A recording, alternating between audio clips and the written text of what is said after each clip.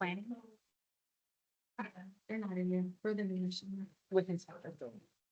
Planning inspection. For the planning. I'm gonna do it as well.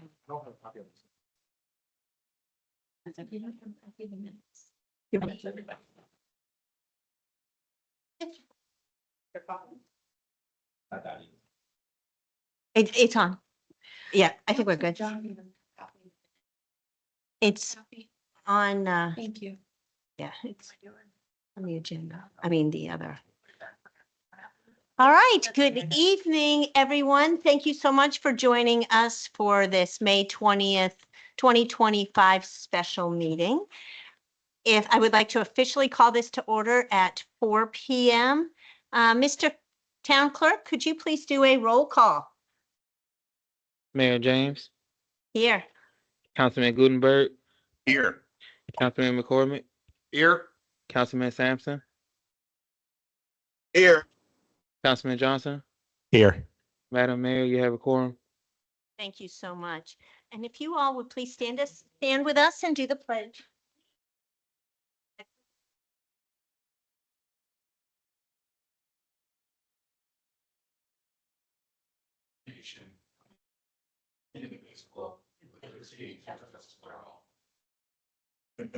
All right, council, hopefully you've had a chance to look at the agenda. I will entertain a motion to accept the agenda. I will second that. Oh, how about you make the motion? I won't make the motion yet. I apologize. No worries. no worries. Make a motion to accept the agenda for tonight's meeting. Thank you very much. Do I have a second? Second. Any discussion? All in favor? Please do a roll call, Mr. Town Clerk. Madam Mayor, Aye. Councilman Gutenberg, Aye. Councilman McCormick, Aye. Councilman Sampson, Aye. Councilman Johnson. Aye. And Madam Mayor, motion passes. Thank you so much. And next on the agenda is the approval of the minutes from the regular meeting on May 13th, 2025. It was quite a robust one, so it is 7 pages. Do I have a motion to accept the minutes from the regular meeting on May 13th, 2025? Madam Mayor, make a motion to accept the minutes as presented. Thank you very much. Do I have a second? Second. Any discussion? Yes, Madam Mayor. I just got a copy of the minutes. I do not have access to the non-public portal to review them, so I have a copy now. They're not on the agenda, attached to the public agenda tonight. Okay, we'll make sure that as long as you have had a chance to, as long as you're in possession of that, and we will make sure that it is uploaded for the public to see. If you are in favor of accepting the agenda, the minutes as presented, we have a motion and properly seconded. Mr. Town Clerk, could you please take a roll call? Say aye if you agree, nay if you do not. Mayor James, Aye. Councilman Gutenberg, Aye. Councilman McCormick, Aye. Councilman Sampson, Aye. Councilman Johnson. Aye. Madam Mayor, the motion passes. Thank you so much. That brings us to the portion of a public comment. If anybody would like to speak, we ask that you state your name, whether you live in the incorporated town limits, and please just limit your comments to 3 minutes. All right. Next, we will go to the next portion of our agenda, which is 4.1, the appointment of acting town manager. So as we have learned yesterday, a little bit about in our orientation, we have a very unique situation in which we operate by a strong mayor when in the absence of a town manager. It has presented some confusion. Emails are going every which way and not to the proper through the proper channels because it is a confusing situation. I am proposing appointing the assistant town manager, Michelle Minor, as acting town manager until the town manager comes in for the following reasons. It's clarity and governance. It's just a little confusing right now. Separations of power. I will be mayor and a chair of this board instead of CEO. And Michelle, if it is the will of the council, would be appointed as acting town manager. And I think with her skill set, so qualified, and she's done this a few times before, she would be able to make sure that everything is funneled the way that it needs to. And this is also a move for transparency and decision-making, and it demonstrates our commitment to being a cohesive and organized governance. And so with this, the streamlined process, that's why I'm bringing it to the council to appoint Assistant Town Manager Michelle Minor as acting town manager. Are there any questions? Yes, Madam Mayor. Go ahead, Councilman. Thank you, Ms. Minor, for assuming agreeing to do this role. In our 6 days, Ms. Minor has been nothing but hospitable, transparent, and providing all the information that the council requests. It has been a lot. After getting some emails today, and I'm assuming, and we don't have to say too much if you don't want to, you are okay with this appointment, because this could have happened 9 months ago also. I am good with it now. Yes, Right. 9 months ago. Different story. Understood. Any other comments? Okay, so I'm looking for a consensus to move this to legislation. If you agree with that, please say aye. If not, say nay. And Mr. Town Clerk, would you please take a roll call? Mayor James, Aye. Councilman Gutenberg, Aye. Councilman McCormick, Aye. Councilman Sampson, Aye. Councilman Johnson. Aye. All right, Madam Mayor, the motion passes. Thank you so much. Next on the agenda is a discussion about stipend. I am going to have acting town manager, look at how that just flowed off of my tongue. Acting town manager Minor, take this one. So the reason we have this on the agenda, the stipend is being discussed as a result of some extra responsibilities that the mayor took on in her role as CEO. And we've had some questions over the last couple of weeks about the stipend that she received during that time. A little bit of background for stipends, for clarity. A stipend's not considered salary, but rather a form of support for extra duties associated with the CEO role. The acting town manager is a full-time position, whereas the mayor is a part-time position. And Mayor James took on a full-time position and then some. Right. As I said, the mayor was part-time, CEO roles full-time. The stipend was approved by the majority of the town council back in July 2024 to acknowledge the extra duties. As was stated, the town manager position was vacant, and as part of the charter, the CEO became the full-time town manager until one such as was hired. And that is because of our strong mayor form of government. Once you have a town manager, we go back to the council manager form of government. So that answered any questions or created any more questions? And the Probably only- created more than I answered.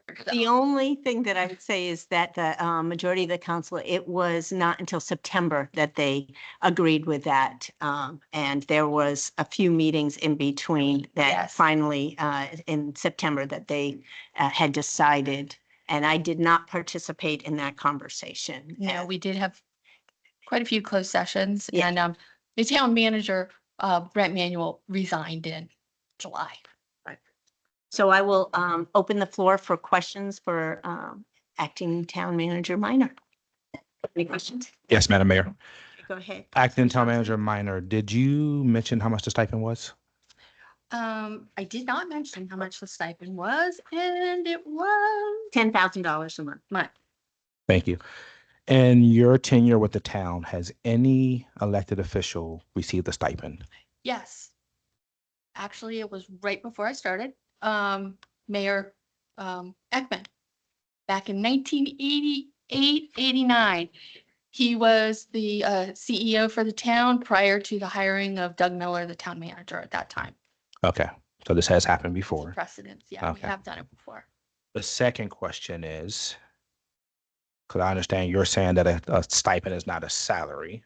By definition, two things. When I read the charter, I'm not a charter expert. The CEO duties is not an extra duty per se. It's not traditional that a mayor steps into their full duties of the office because we have a council manager government majority of the time, but no elected official while in office or a year after in office are allowed to be a town manager, right? For that sake. The other instance is in the Article 4 of the mayor's office, Section A lists that the mayor shall be the chief executive officer and the chief administrative officer. However, if the council approves or appoints a town manager, those duties go to that individual. Exactly. So how is this considered extra duties? One, and two, just word picking, in the charter, what does it say a council member or mayor is part-time? Well, the extra duties as CEO, they are the manager of Right. the town. There are quite a few duties that department heads answer to that position. They are directed by that position. They are overseen by that position. Right. No, I understand how the position works. It's non-traditional, but it's not a separate title in the charter. The code lists out what the duties of the CEO is, but the charter itself says that the CEO lies within the office of the mayor unless and until a town manager is appointed. Can I chime in? When the ordinance was done back in 2021, it is for mayor. It is not for CEO. That is the salary the ordinance states. It's $21,000 for the mayor. It is $15,000 for council members. So it does at that point indicate through, as we learned yesterday, the strong mayor form of government is in the absence of a town manager. When that was done, it was 21,000 and it was mayor. It did not say CEO. And that is the form of government that was the ordinance that was adopted. Okay, thank you, Madam Mayor. So for the record, Article 4, Section 3, Power and Duties of the Mayor. The mayor shall see that the ordinance of the town are faithfully executed and shall be the chief executive officer and the head of the administrative branch of town government. I'm not going to read through the other ones. Section E goes on to say all powers and duty listed in subsection A, B, C, and D above shall revert to the town manager should such an officer be appointed as provided in Section 5 of the article. So here's my other question, since we using the word salary. Every member on this council sits on a commission for the town. Is that an extra duty and be a stipend? So, It's a rhetorical question. yes. My apologies. I don't, in my opinion, two things that bothers me. It's not an extra duty. It lies within the duties of the role of mayor. Now, whether they're traditionally practiced or not is a different story. Second, we are all elected officials, or at the time, you and the other 4 council members at the time were sitting in office. It was done in closed session. If it was done in closed session for a staff member, I think that's appropriate to discuss their salary. Obviously, they could still get it via information requests. To discuss and make a decision on an elected official salary in closed doors or behind closed doors, not transparent to the public, just don't seem right to me, in my opinion. I'm assuming that we're on this section. Once questions are asked, we will be able to make a motion to suspend that stipend, correct? Well, you. Yeah. All right. Thank you. Because of your previous action, putting the acting town. Right. manager I know, just right for, now. right. If that's the way, Okay. yeah. Thank you, Ms. Minor. Any other questions? Yes. Go ahead. Yes, please. Councilman Gutenberg. Thank you. The thing that concerns me about this is, and I just want to restate this, but the ordinance that limits the salaries of the elected officials of the town, right? 2106. That was for additional context, right? It limits during our terms the total compensation that we can receive as a salary. And it is not amendable during your current term. I think, to me, a contributing factor to this that I look at, because this is a thread that we can follow through this situation, is that was an emergency ordinance that was done just a week or two before the election. And and what residents should understand about an emergency ordinance is that it allows you to introduce it and adopt it on the same day, which means people that are paying attention don't really have the opportunity to weigh in on it. And I think that's a thing that kind of goes through when we look at the other pieces of this, where the closed session happened. I know there was one closed session that resulted in this. What I'm hearing that's new today is that there were multiple closed sessions where this was a topic that was discussed. And my concern is that the action that is reported coming out of a closed session, well, it doesn't have to disclose what the deliberations literally were that caused the use of the closed session. The result of the closed session should be transparent to residents. And so the pay of elected officials, the salary, is something that should be easily available and discoverable. So that's why I kind of wanted to pull that thread a little bit. So Article 4 of the charter, right? So I know Councilman Johnson just discussed some of the nuances. But for me, I just look at it this way. The charter very clearly states that the mayor nor any council member during their term or 1 year following their term can take on the role of town manager.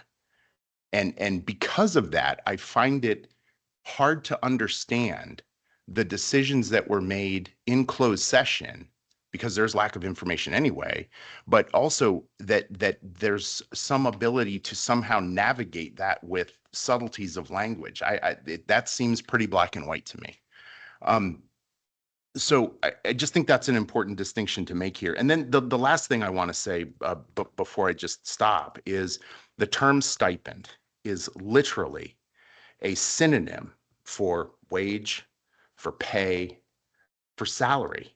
And I think it is really asking people to take a really big stretch to think that a stipend, which is a dollar amount that is deposited in a checking account, is somehow not a salary. And so that is for me, those are the concerning elements here that make me know that the right thing to do here is to stop the stipend at this point. So I'm glad we're actually doing this tonight, and that's the end of what I'll say. Go ahead, Councilman Yep. McCormick. Thank you, Madam Mayor. So I apologize. I like to call myself the Barney style person in the group. So I'm going to ask probably some repeated questions, but just to get it out in the open so I fully understand. So first I'll start with the admin piece of it. So am I hearing correctly that we approved a stipend for the mayor at the time, Mayor James, with the previous town council because she was serving as town manager or town CEO? CEO. Town CEO. Okay. So that's interesting because when you look at the closed session resolution, it states in the findings because she will be performing the duties of town manager. So the disclosed statement clearly states town manager, which is why I think Councilman Johnson, Councilman Gutenberg probably correctly stated, well, you can see in the charter, you can't hold both those duties. So why would the finding be coming out of that meeting that we're going to approve a stipend for town manager when you just stated here, and we all know you cannot hold both roles simultaneously? It's not a rhetorical question. Why do we walk away with that decision? I'm assuming we had some sort of legal opinion. We had 4 town councilmen elect and Madam Mayor who's sitting here now. Why do we come to that conclusion walking out of that meeting that day? I'm not sure about that meeting, Sure. but the string of meetings at that time. So when we look back, at no time was the mayor appointed town manager. So why does it say in the findings coming out for town manager? I mean, it's a legal document that all 5 individuals signed, no? I don't know whether they sign it or not, but It's right here. I mean, it's I didn't the prepare. closed, So- I understand, but it's a closed you'll have to ask the resolution. person that prepared it. But what I'm telling you as the legal opinion that everybody was kind of working with is the manager obviously has been quoted by the councilman. The manager has a certain set of duties Mhm. that they have to carry out. We all understand that.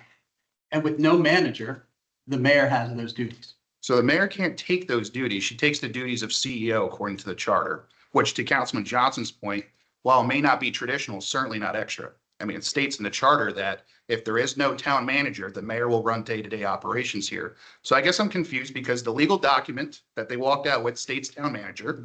The charter clearly states you cannot be the town manager. How did this document make it to this point? I think that's a relatively easy question that the town attorney should know, no? I don't prepare those documents, so. Do you review them?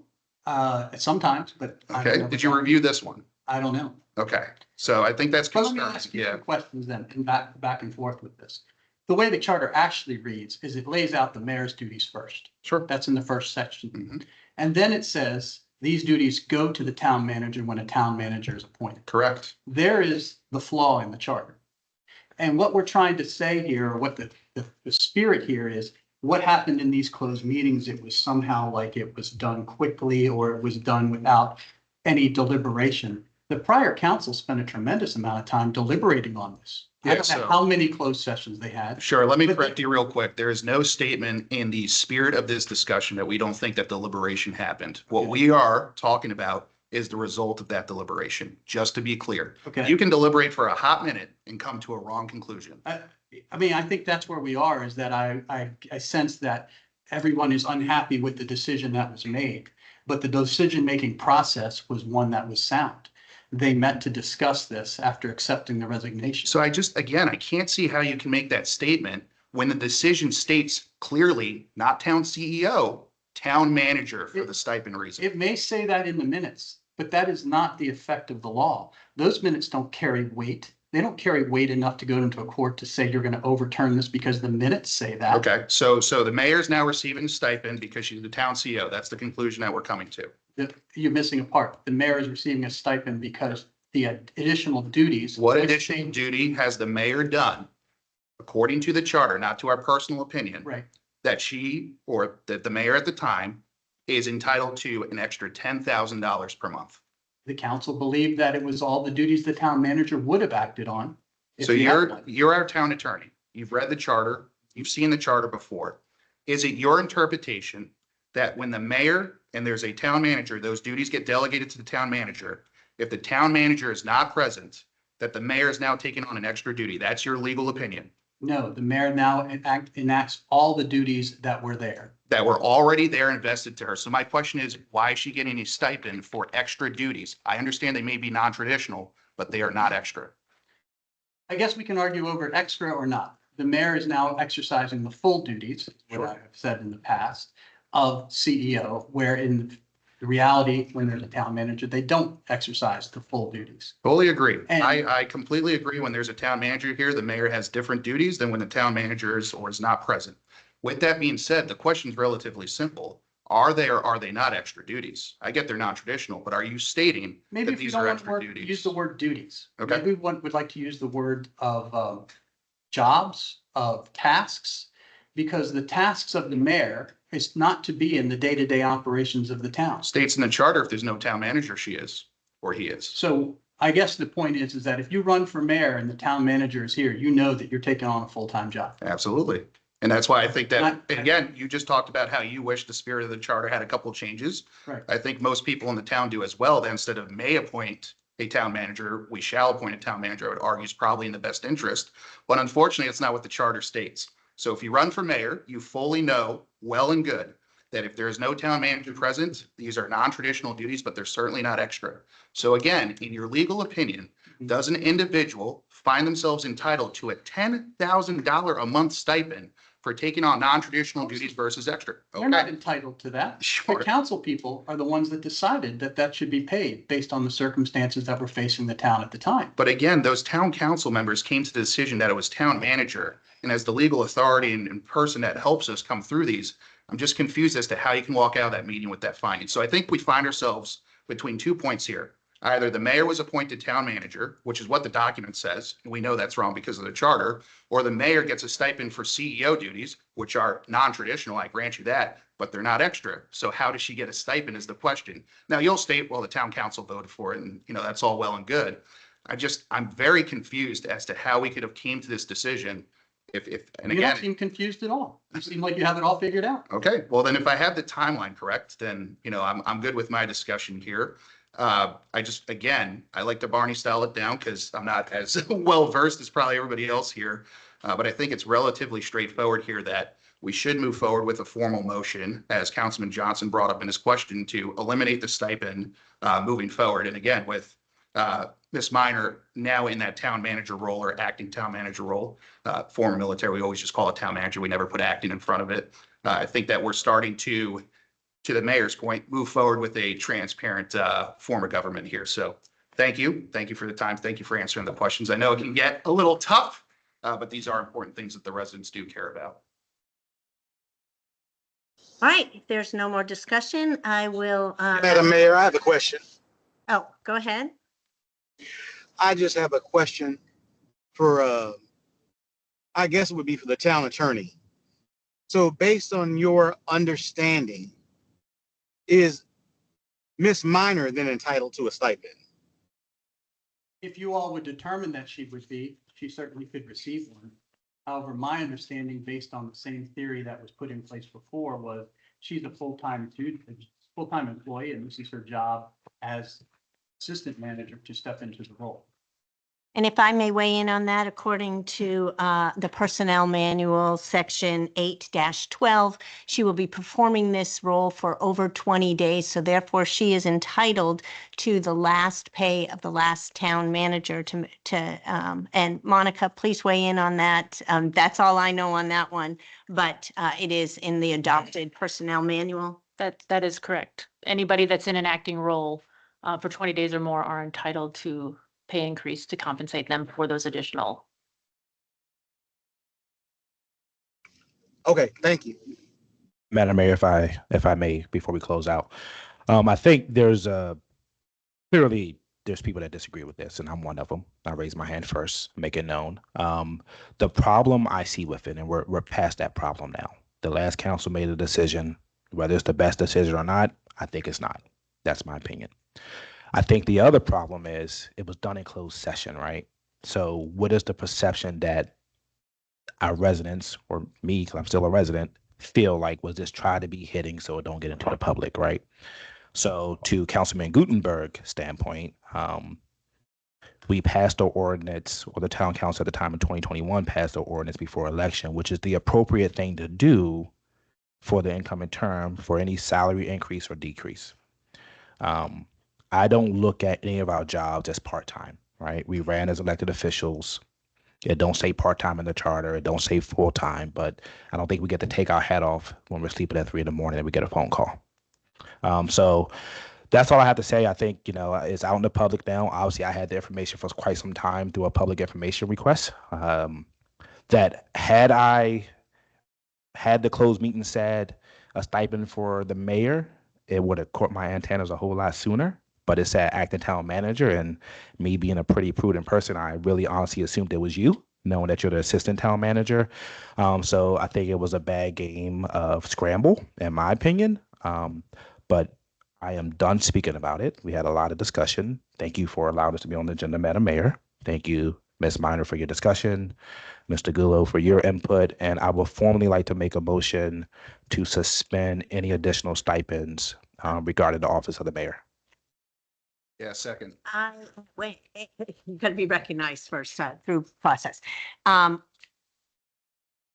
We have to first go on. We've had this discussion with the stipend and correct me if I'm, correct me when I'm wrong. Is this the time to do that, to move when we're moving forward with a stipend? Do we need any formal to wait till legislation, or is it proper to have a? I think you can do it as you speak right now. Okay, then we have, I will accept your motion from Councilman Johnson and a second by Councilman McCormick. Any further discussion?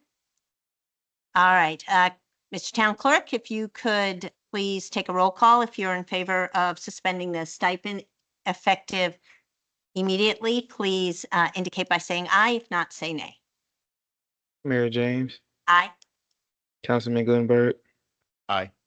Councilman McCormick, Aye. Councilman Sampson, Aye. Councilman Johnson. Aye. Madam Mayor, the motion passes. Thank you very much.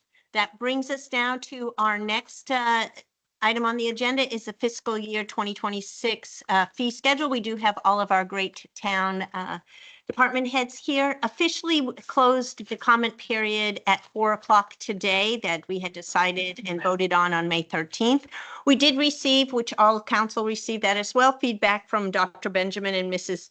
T. Holman, which can be addressed during the budgetary discussions. Their concerns focus on the proposed changes to the town's trash collection policies, specifically the introduction of a fee for additional trash cans and the limitation of households to a single can. They are requesting that the council does not approve the trash can fee and limitations until the environmental and operational implications are fully reviewed, the resident investments in additional cans are considered, the practical seasonal and yard waste needs are evaluated, and the community has an opportunity to weigh in. Which, just to put another note on that, that was during the public hearing last week that they should have been able to weigh in, but sometimes we are just a little late to the game. They suggest a pause to allow time for transparency, thoughtful deliberation, and resident engagements, values that help build public trust and result in a stronger policy outcomes. The feedback has been shared with all current council members, and I'm going to ask the treasurer if, when this comes up, to kind of chime in, provide us with options, and same with DR for trash collections. But I wanted to get that in the record right now. And we are going to start discussions with the fee schedule. And during the budgetary discussion, we can address this as well. So, Ms. Minor, do you have the first group that is to come up for discussion? Inspections and planning. All right, come on down. And I must thank council for their questions. It always helps to prepare beforehand so that they are not caught prepared and able to really dive in and address your questions. So you have the answers to your questions, and we'll see if there's any others. Come on down. Yeah, Aaron, you're gonna For have to sit most of their questions. for most of the questions. Yes. We didn't get them all. Don, if you can, yeah, you got that right. All right, I will open the floor for any discussion on the fee schedule for inspections and planning. Do we have any that were not answered, or if you need a further discussion on that? Specific to the fee schedule? Fee schedule and for inspections, because that's the first one on the agenda. Any questions for inspections or for planning on the fee schedule? Madam Mayor, if I may, Ms. Minor, can you let us know what order you're going in so we can kind of get our questions prepared, please? Inspection and planning. Admin. Legislative. Human resources. Finance. Public works and utilities together. And the police. Thank you. All right, for the fee schedule, do we have any questions for inspections? Yeah. Go ahead. Oh, thank you, Madam Mayor. Just real quick, did either of your two departments get an opportunity to review? And I understand it's not complete, the Baker Tilly report for fee scheduling by any chance? No. No, okay. I know, and that's okay. I don't think that'll pertain too much to you, but that was just a Thanks. question. Yep. And inspections wouldn't be, I don't think that'd be part of it, but. yes. Any other questions for, on the fee schedule for planning or inspections? All right, well, I have you in the hot seat. Any questions for inspection and planning on the financial plan budget? We'll go with Councilman Johnson first. Do you have something? No, Madam Mayor, thank you. Okay, Councilman Sampson, any questions for inspections and planning on the fiscal plan budget? No. Councilman Gutenberg? Can we talk just for a minute about uh, the, the land survey analysis? Is that Sure. that would be appropriate here? Yeah. Okay. So what I want to do is for the benefit of council, right, in discussing this as a budget item, I just wanted to stress what I feel is the importance of that land use survey and its linkage to specifically things that we would be doing as objectives in the planning commission related to an APFO and also related to just in general approval of new development or updates to master site plans based on compliance or alignment with the 2020 comprehensive plan. And specifically goal number 4, which is really around, and I think this is important for residents to understand why we need to spend this amount of money on a study, is that this study will provide by lot in the town an assessment of revenues and expenses for services against those individual plots. And it will allow us to assess whether development is revenue negative or revenue positive, right? And so this is an area where I feel like there is definitely a need for more information, especially in the larger context of how we're discussing this budget. And although revenues are going up, we can see that, but we also can see that there are a number of pressures on the cost to delivering services. And for us to be able to really pinpoint where those things are coming from in the context of development and future plans for infill and things like that are so important. And maybe you would want to comment on that as well, sir. No, I think it's important to be able to have an understanding of when we particularly get into the comp plan update, and it's not for another 5 years when it's actually due. But I think it's important to understand sort of the balance of the type of development that we need in the community, and to see if we're out of balance in terms of commercial, residential, to understand the types of densities or even the amount of current and future need that we have for commercial industrial square footage. As we all know, that companies like Amazon are taking away a lot of the need for brick and mortar buildings. And so many communities are starting to look at, hey, do we need the amount of commercial development that is currently planned for? And a lot of communities have rezoned properties for multifamily housing, or doing affordable housing on those types of sites to align with other comp plan goals and objectives. So yes, it's an important expenditure that for us to be able to use as a basis as we start to relook at our comp plan in the future. And using that, having that resource will be very important in helping to start that discussion in terms of how we want to look at our land use and potentially how we want to realign our current zoning. All right. Thank you. And do you, okay, No, thank you for answering them beforehand. I appreciate it. all right. Madam Mayor, Yeah, my apologies. So to Councilman Gutenberg's point, the land study that's in the budget for the town hall and public work facility does not address what was just asked, correct? Two different studies. 2 different studies. Okay. The police and the public works in this vicinity, and then there's the land use study that's in the planning and zoning budget operated by. Perfect. My ignorance. Thank you. thank you very much. Appreciate that.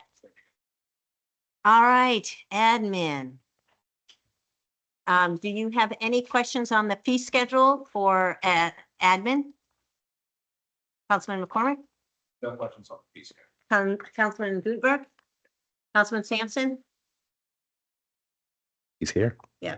Councilman Johnson? No, Madam Mayor. Thank you. All right. Do you have any questions on the fee schedule for admin? Okay, how about for financial plan for admin? Councilman Johnson? Yes, Madam Mayor. Thank you. Ms. Minor, I have questions, and if it's not appropriate for this one, let me know. But there's been emails going back and forth about the Dorchester Community Center. Would that fall under for admin?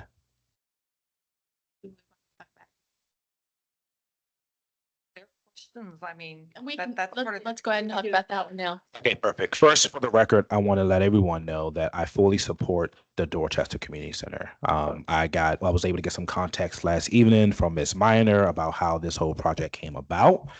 Then of course, COVID happened and things didn't necessarily go as they were planned.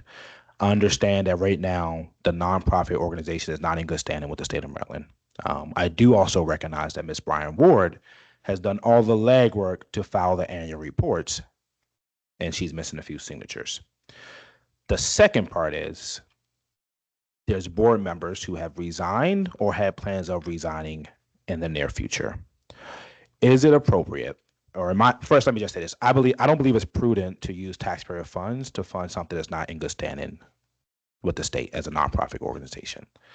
The second thing is, even if we do use these funds, what is the feasibility of us getting up and running, like someone running the day-to-day program? But I can't answer that, but I want to make one thing clear. These funds are for renovation or a building. They're not for the operations of the organization. It's for the building. I understand that. So you build a building or you renovate a building that sits there empty because it's intended for the Dorchester Community Center, correct? And that is not where I can comment. I just. Ms. Minor? budget. That's correct. Thank you. You're gonna have to- They're grants. That's their grant money. It's grant money, yes, Yeah, but it's so drawdown not grant. Taxpayer, a person. It gets there, It's- it's grant money. It's not- taxpayers' money. It's not it's the town in the resident. budget. It's not the town residents on there. It's taxpayers' money. It's coming from the state, It's state. the board. Ms. Minor, Ms. Larson. It's a drawdown grant, correct? Correct. Yeah, Which means we foot the bill first, we submit invoices, correct? correct. If the use of this, when you read the Board of Public Works documents that the mayor went to go testify in March on, was these funds are for a facility for the Dorchester Community Center. Which means, and I don't know, maybe I'm going too far in it, if we submit an invoice for this payment to draw those funds down at whatever step we're in, do the state have the opportunity to say, we're not going to reimburse you because this organization is not in good standing? If that what the intent of the funds were for. That I don't.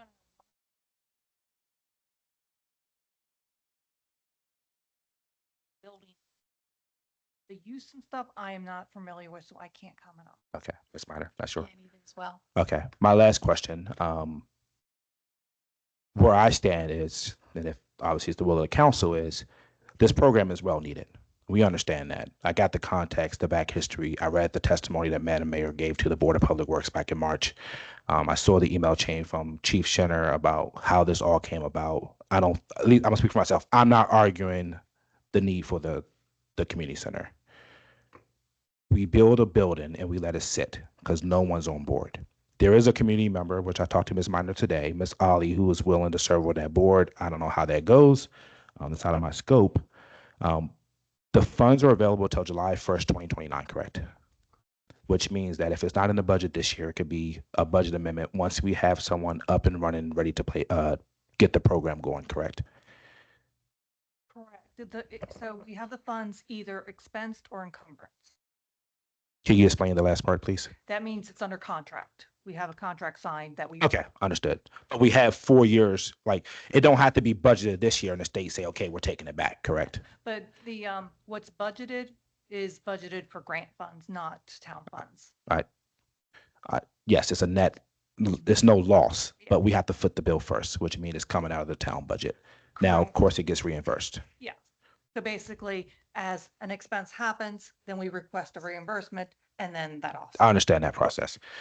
I guess what I'm asking is, what is the need to get in the budget this year? It's just been sitting there and the last council really wanted to get this started and we finally got the funding. Okay, So it was to get this started. And that's why the project manager is also in the budget, is to get some of these projects going. right, so the project, the building facility itself will hypothetically, I assume, get done. It's just a matter of the program being ran, correct? And Madam Mayor, I know you went to go testify. If you can give any input also on information regarding the board, are they ready to get back energized to get it up and running, or what's their scope? I stepped away from that. I only went to testify for the money. I did not participate in the board of directors. I participated in the first meeting and realized as mayor and not CEO, realized that was not where I should be because they were deferring to me, and that is not what I wanted. It was a group of very engaged individuals that want this community center. So with that, I was just the funding for that. That's it. We could look at, and what needs to be done to get this moving is we could build a building tomorrow. We could start that once we get the funding. We could start drawing down on that. We've got the area. And you're right, it's operations. That needs to be the board of directors. And that whole bylaws, according to former Councilwoman Bryant Ward, needs to be redone. She was very engaged in that as well. So that is up to the board of directors. I did not have a part in that except for securing the funds. Thank you, Madam Mayor. First, thank you for going to advocate for the funds. It is a well-needed community center. My major problem is the feasibility of operations being ran, if we're being real. It's been sitting dormant, and I appreciate Ms. Bryant Ward getting all the documents together, but I mean, it's just sitting there until the state say, okay, thank you. But obviously it's the will of the council, and those are the questions I have. Does anyone have any other questions for the financial plan budget for admin? Councilman Sampson, anything? No. Councilman Gutenberg? Councilman McCormick? Yeah, similar to Councilman Johnson, let me know if this question is off base for this section or if we need to move it to another. So we are going through the financial plan here for the administration side. For my edification, the edification of everybody here, that's $2 into the fund, by the way. Everybody likes to make fun of the edification, $3 now for me. Admin, town manager, acting town manager, performance reviews, is that through the administration portion of the town government, or is that dictated and done by the department heads? Well, it's dictated through the town manager. Okay, so, and I know you answered this, but just for the town, when was the last time a performance review was done for the government of La Plata, our employees? Well, for the directors, it was January 2025. Okay, so Or- directors got one Mhm. January 2025. Who did that? Was that the former town manager that led those? It was done by the CEO and myself. Okay, CEO and assistant town manager, now town manager. Okay.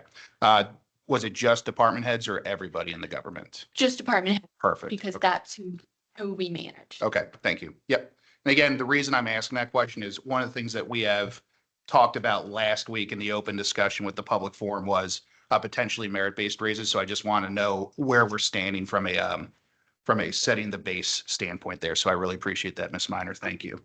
Okay. Councilman Johnson answered a lot of the questions I had, so I'm good. Thank you, guys.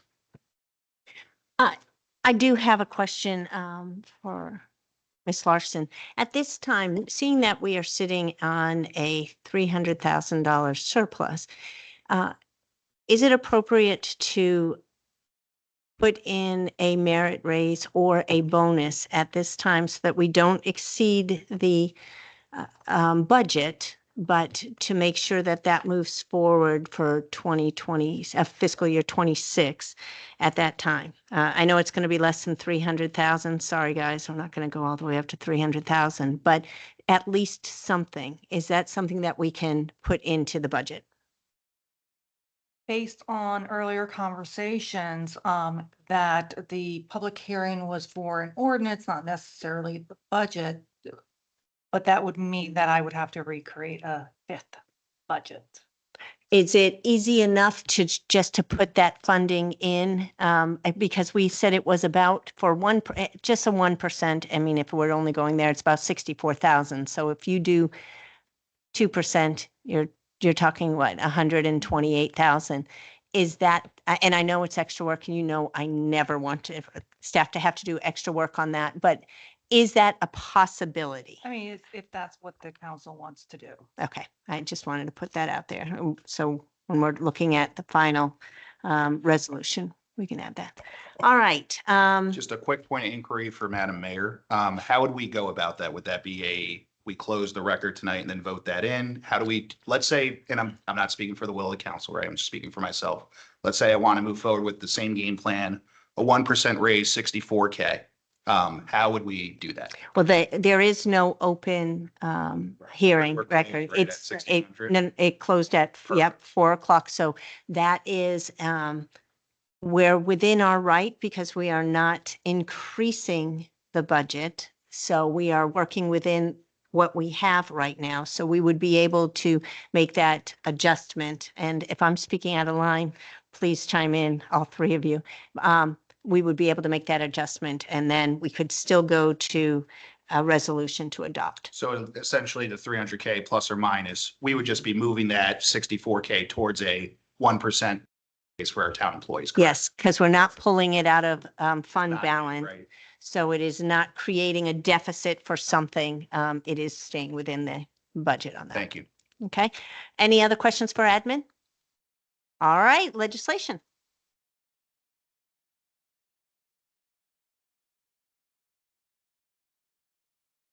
All right, we'll go with fee schedule first. Any questions for Director Phipps on fee schedule? Councilman McCormick, Not on the fee schedule, Madam Mayor, but a couple coming up. Councilman Gutenberg, Not on the fee schedule. Councilman Sampson, No. Councilman Johnson. Yes, Madam Mayor, thank you. Hello, Director Phipps. For the fee schedule, when we look at public information requests, those are only being charged when it's in excess of a certain number of hours. Correct. Two. Two, how often do you see that? Oh, I don't have any specific data on that. It is not every request. We do classify the Public Information Act requests into simple and complex if it's going to take, if we think it'll take more than 2 hours. And depending on how many departments are going to be involved, there's a lot of times finance, police, and public works will be come into play. Also planning. Planning gets hit pretty A lot frequently. of, Not, I wouldn't say more than 50% Okay, involved in invoice. thank you. I understand that probably most of the requests are probably for salary or something that we can find on internet. At some point in time, I would like to explore some type of public interface model where like define, I know it's on a website, but an ease to use, like every quarter or once a year, the salary for the last fiscal year of every town employee is uploaded to eliminate the request on I don't know how many it is, but to eliminate certain requests. So that way it decreases the workload. I mean, I guess it's adding another task, but the long run of things, if someone could just click it and download a PDF Excel document and it'd be available at their hands. Well, the good news of that is with Tyler and its automation, that report is easily generated within minutes. Okay, And we can understood. answer that in less than a day. Understood. Thank you. All right, any questions on the financial plan or budget for legislation? Councilman Johnson, No, thank you, Madam Mayor. Councilman Sampson, No. Councilman Gutenberg? No. And Councilman McCormick? Yes, Madam Mayor. So I understand this is the FY25 budget, but I saw a line item and I appreciate you answering it just for, again, $4 now, the edification of the town and myself. I saw about $20,000 being spent towards the election. What were those expenses for? They were based on quotes that we received from Electech as far as renting electronic voting booths. That did not turn out to be we didn't need that much money as it happened. So we actually ran under budget for the elections. So we Yeah. budgeted 20K, but we ran under budget. We did run So under we saved budget. money. We did. Okay, did we spend any money as the town promoting the election signage, purchasing electronic, things that like the police force has, for example? Did we use any of that saved money on promoting the election or no? No. Okay, thank you. That's it. All right, thank you very much. All right, HR, any questions for HR for their fee schedule? Councilman Sampson, No. Councilman Gutenberg, No. Councilman Johnson, No, Madam Mayor. Councilman McCormick. No, Madam Mayor. All right, and how about for financial budget, plan and budget, Councilman Gutenberg? Maybe just a comment, right, for we just talked about the fact that over the past few years, there has not been any increase in merit increase for salaries. And I see too that you know, your budget has been relatively flat the past 2 years, right? And I think when people are looking at this budget, a thing that people will go to sometimes and look is like the gym membership, right? That for employees. And what I'd like to say, and just, you know, this is for residents, right, to hear and understand, is like in the context of where town staff has not received a merit increase for 3 years. And in the context that even the cost of living adjustment that was done last year was under what it would have been, right? I think that residents should look at a line item like this in the budget and actually see this as a way to offer compensation that is far below what probably should have been done, and that we shouldn't look at that and perceive it as, you know, excess. And so I think that what you've done with this budget, when I looked at it, I mean, to me, I'd say good work, right? And I think it's good that you're able to find opportunities like that where we can offer things to employees of the town when, you know, obviously there are a lot of pressures from a lot of different people to try and reduce, you know, the amount of expenditures. So thank you. And to elaborate a little bit more on that too, is when we went to our broker and we said, hey, we're trying to do this health and wellness and we want to do a gym membership because it has been asked for by the employees to have some kind of outlet for that. Our broker was able to negotiate an additional $2,000 off of our Care First costs. And because our dental and vision renewals were flat, and we renewed early, we actually got a 1% discount off of that as well. So for our employees, their dental and vision premiums are less this year. Yeah, that's great. All right. Any other questions for financial plan? Councilman McCormick? Thank you, Madam Mayor. So again, I'm going to dumb it down a little bit just to make sure I'm hearing it clear. So I asked the question last week, 18K towards gym membership. A resident has sent an email. People are concerned. To make sure I'm hearing you correctly, the $18,000 upfront charge, right, for lack of a better term, to the taxpayer for this benefit is actually offset on the back end in that we're getting more benefits. It's actually cost effective for our town government because the premiums go down. We get the $2,000 saving, 1% across the board for all the employees. Is that correct? Yes, and we have healthier employees. Yeah, and we have healthy employees, which is, you Which know, means that less absenteeism, which means, hey, we're all here doing our jobs. absolutely. But again, just from a fiscal standpoint, right? And I know Ms. Larson is sitting next to you and I'm sure she's loving this conversation, right? Overall, the 18K, yes, to Councilman Gutenberg's point, looks like a lot. It's kind of weird. We remained flat year over year for the last 3 years, but there's actually a saving on the back end here that's better for our normal resident, tax-paying resident, correct? Correct. Beautiful. Thank you. And again, that's the beauty of $5 edification. Thank you. And not all employees are going to use it. Right. Thank you. Yeah. Correct. Yeah. Now, the hope is. they- Yeah. right? We aim high and that's our goal, but Yes, thank you for we that, hope Ms. to get Steiner. And just a point of clarification, 18,000 is not a a check that is That is stroked out there. correct. It is up to, so if not everyone participates in it, it's not 18,000. But Correct. that is the worst case scenario right. on that. And that is where they have to follow certain rules and they're not getting money for using a gym membership to just to have it To have and not going Correct. there. So there are rules and regulations on that one. Could I be recognized for just one last follow-up question Okay. on that? I'm sorry, just real quick. I did want to understand what the reduction that you were able to achieve with the unneeded licenses. What, can you describe that a little bit?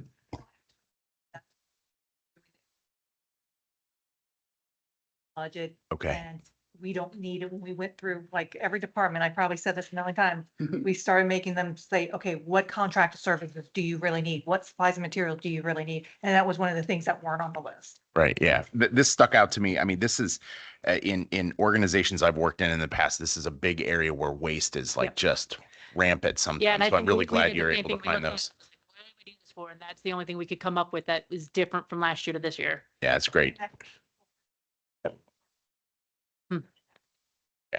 Okay. Thank you. Yeah. All right. Any other questions for HR? All right. Thank you very much. Going on to finance fee schedule. Any questions for fee schedule for finance? Okay. Well, I guess that'll be Public Works when we get to that point. Okay. So. All right. So any questions on financial plan budget for Councilman Sampson? No. Councilman Gutenberg? No. Councilman Johnson? No, Madam Mayor. Councilman McCormick? Yes, and again, edification, $6 into the jar. When the department heads came to you, what did the process look like? If they wanted to, I understand that we have not increased headcount. But let's say somebody in their budget wanted to increase headcount. How could they go about that? Is it a difficult process, an easy process? Is it a two-way decision? That is more of an HR question. Okay. Because I just prepare the budget for personnel. Yeah, I so, don't determine who stays in there, what's the request, so I prepare based on what they submit. so before we go to Director Kenny, because I do want you to answer that question, can you just walk us through real quick? Let's say I'm Public Works and I want one new headcount for this year. How would I go about it? What's that process look like? Yeah. Even if it's Director Kenny again, Yeah. perfect. So if a director comes to me and they say they want to increase their head counts, I mean, I'm gonna have the conversation with them and look at the data to say, okay, how many do we want? What role do we want them in? How much is it gonna cost? And then I want to also go with them and review the data to say, okay, a full-time employee, 80 hours, right? So So, real yeah. quick, so we're saying conversation and I know this may sound silly, but there's a reason. In person, email, how's that conversation happen? Typically, I'm having these in person with the directors because I'm either sitting in their office or we know we're budget prepping and we're trying to work these out before we get in front of Karina and she asks the Yeah. tough questions, right? So, like, for example, Chief Schinner had asked me once for an additional administrative person. And we had just converted a part-timer to full-timer. So I was like, okay, well, we just added 10,000 or 1,000 hours there. I was like, now 6 months later, we need 2,000 hours. I was like, where is 2,000 hours of work happening? Like who's taking that on now? Whose plate are we taking them off? How are we distributing work? Where's that work coming from? Is it a project? Is it, and so I'm asking these questions to figure out like, where's that person? Do we actually have 2,000 hours of work for them? Sure. Because you don't want somebody to sit there and do nothing and pay them for that, right? Absolutely. And so we have those conversations and then, typically if at the end of it, it's justified and it makes sense, then we leave it in the budget. It gets up to Karina and she has to figure out how to make it a line item. Okay, so it sounds like, and let me know where I go Yeah. wrong. Public Works, and I'm just using them as an example. Mhm. They want a new person, Mhm. 2,000 hours, whatever Mhm. it is for the year, comes out to whatever.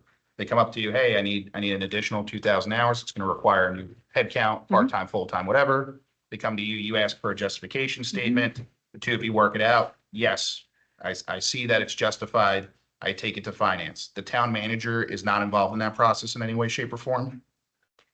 It has it not immediately. And I say with the last town manager, we didn't because typically, hopefully, if I've done my job, we've worked out the kinks, Sure. figured out all the answers. And so then what happens is I want to be the advocate for that director to say, look, we've asked all the questions, we've done all the homework. Yep. This makes sense. We really need to do this. And then my role becomes, supporting that and being the cheerleader for the directors to say, yes, let's keep this in the budget. Sure. I just want to say one thing.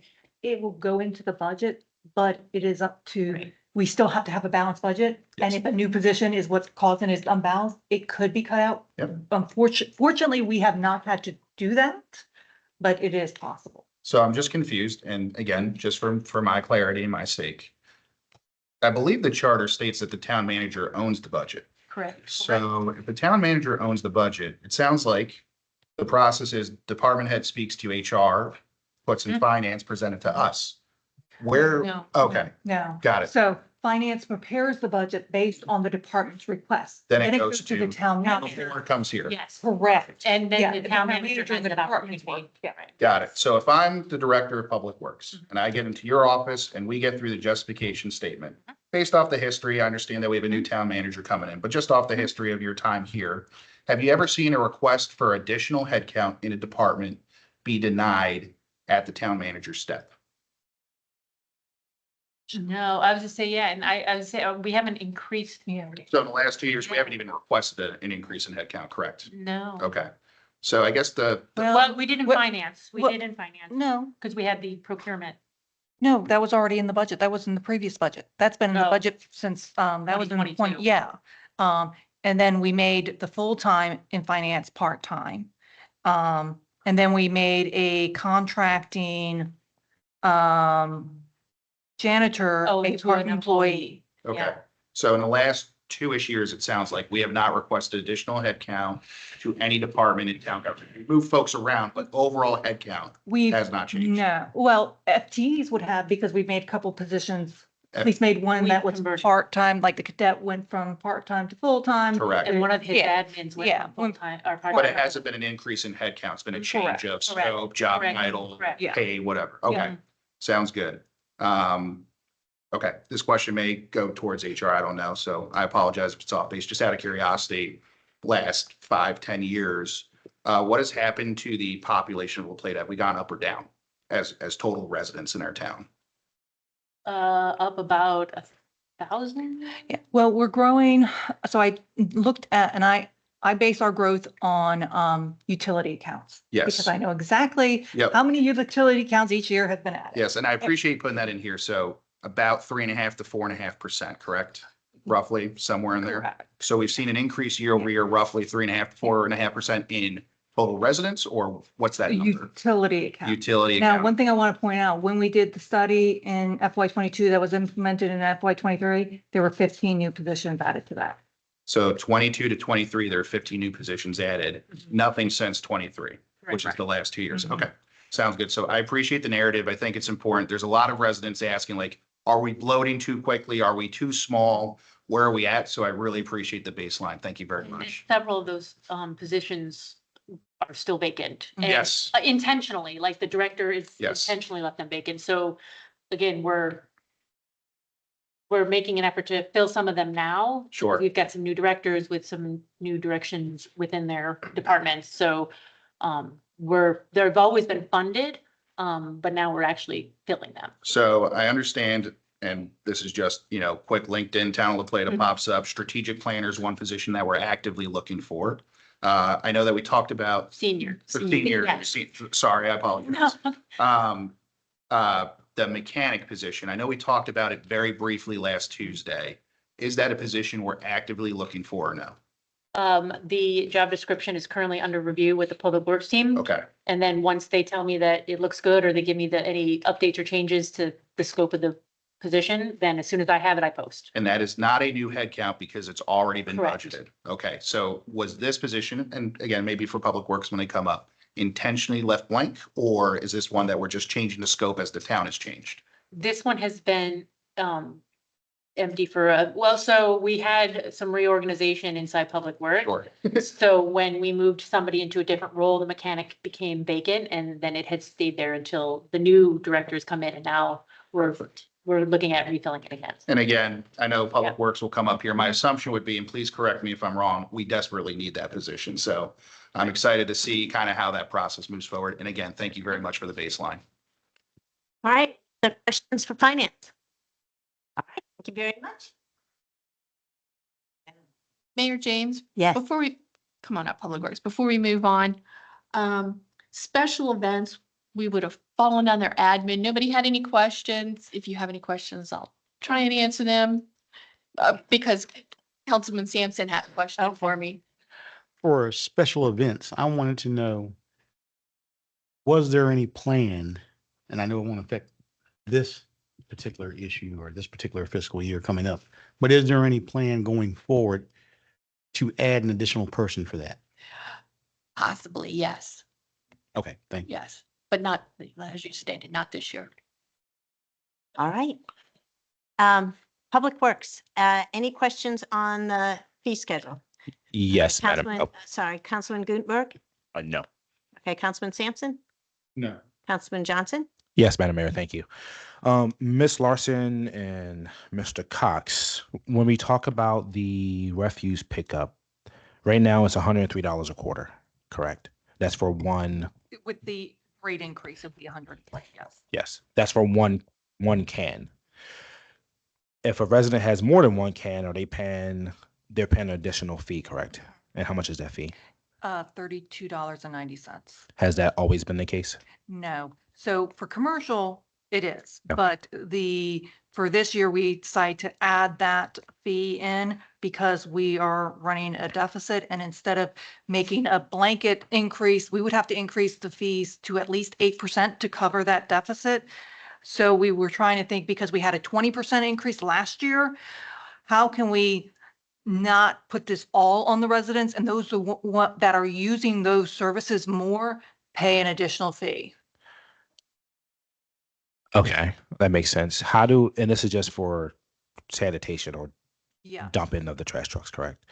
How are we going to track who uses the trash more, other than they just have more than one container? So I'm getting at Dr. Benjamin is a resident. He emailed us, I think last night at some time, that he don't necessarily always use his cans for trash. He uses it for yard waste, etc. Like, how are we going to track that? Or is it just you have a can, you're going to pay that additional fee? The idea is that you have an extra can, you pay the additional fee. Quarterly, it's $32.90.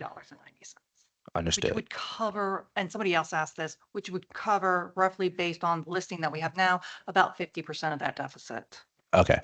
So here's my other question. And with residents being informed, other than going to the website and looking at the fee schedule proposal or coming to a council meeting, how do we let them know that this fee has increased? We just increased fees last year, I believe, on a quarterly basis for trash pickup, correct? Yeah, we increased the fees last year, which we bill on a quarterly basis. So this particular fee, we had discussed, Public Works and billing and accounting got together to discuss how we were going to communicate to those that we have a listing that show that they have an additional can.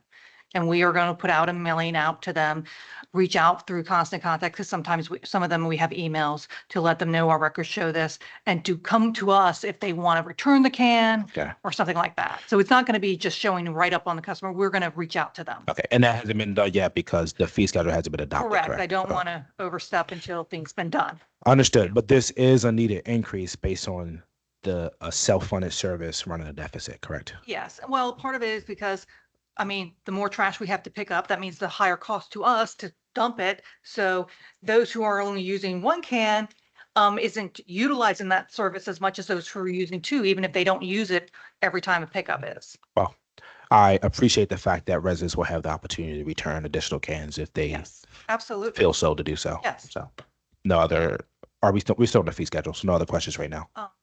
Go ahead, Ms. Larson. Then wanted to answer. Sure. regarding the Yes, one of the big problems that we run into with a lot of residents only having one can is they put out far more trash than what will fit in one can. So that also, extends the need for, some people to have more than one can.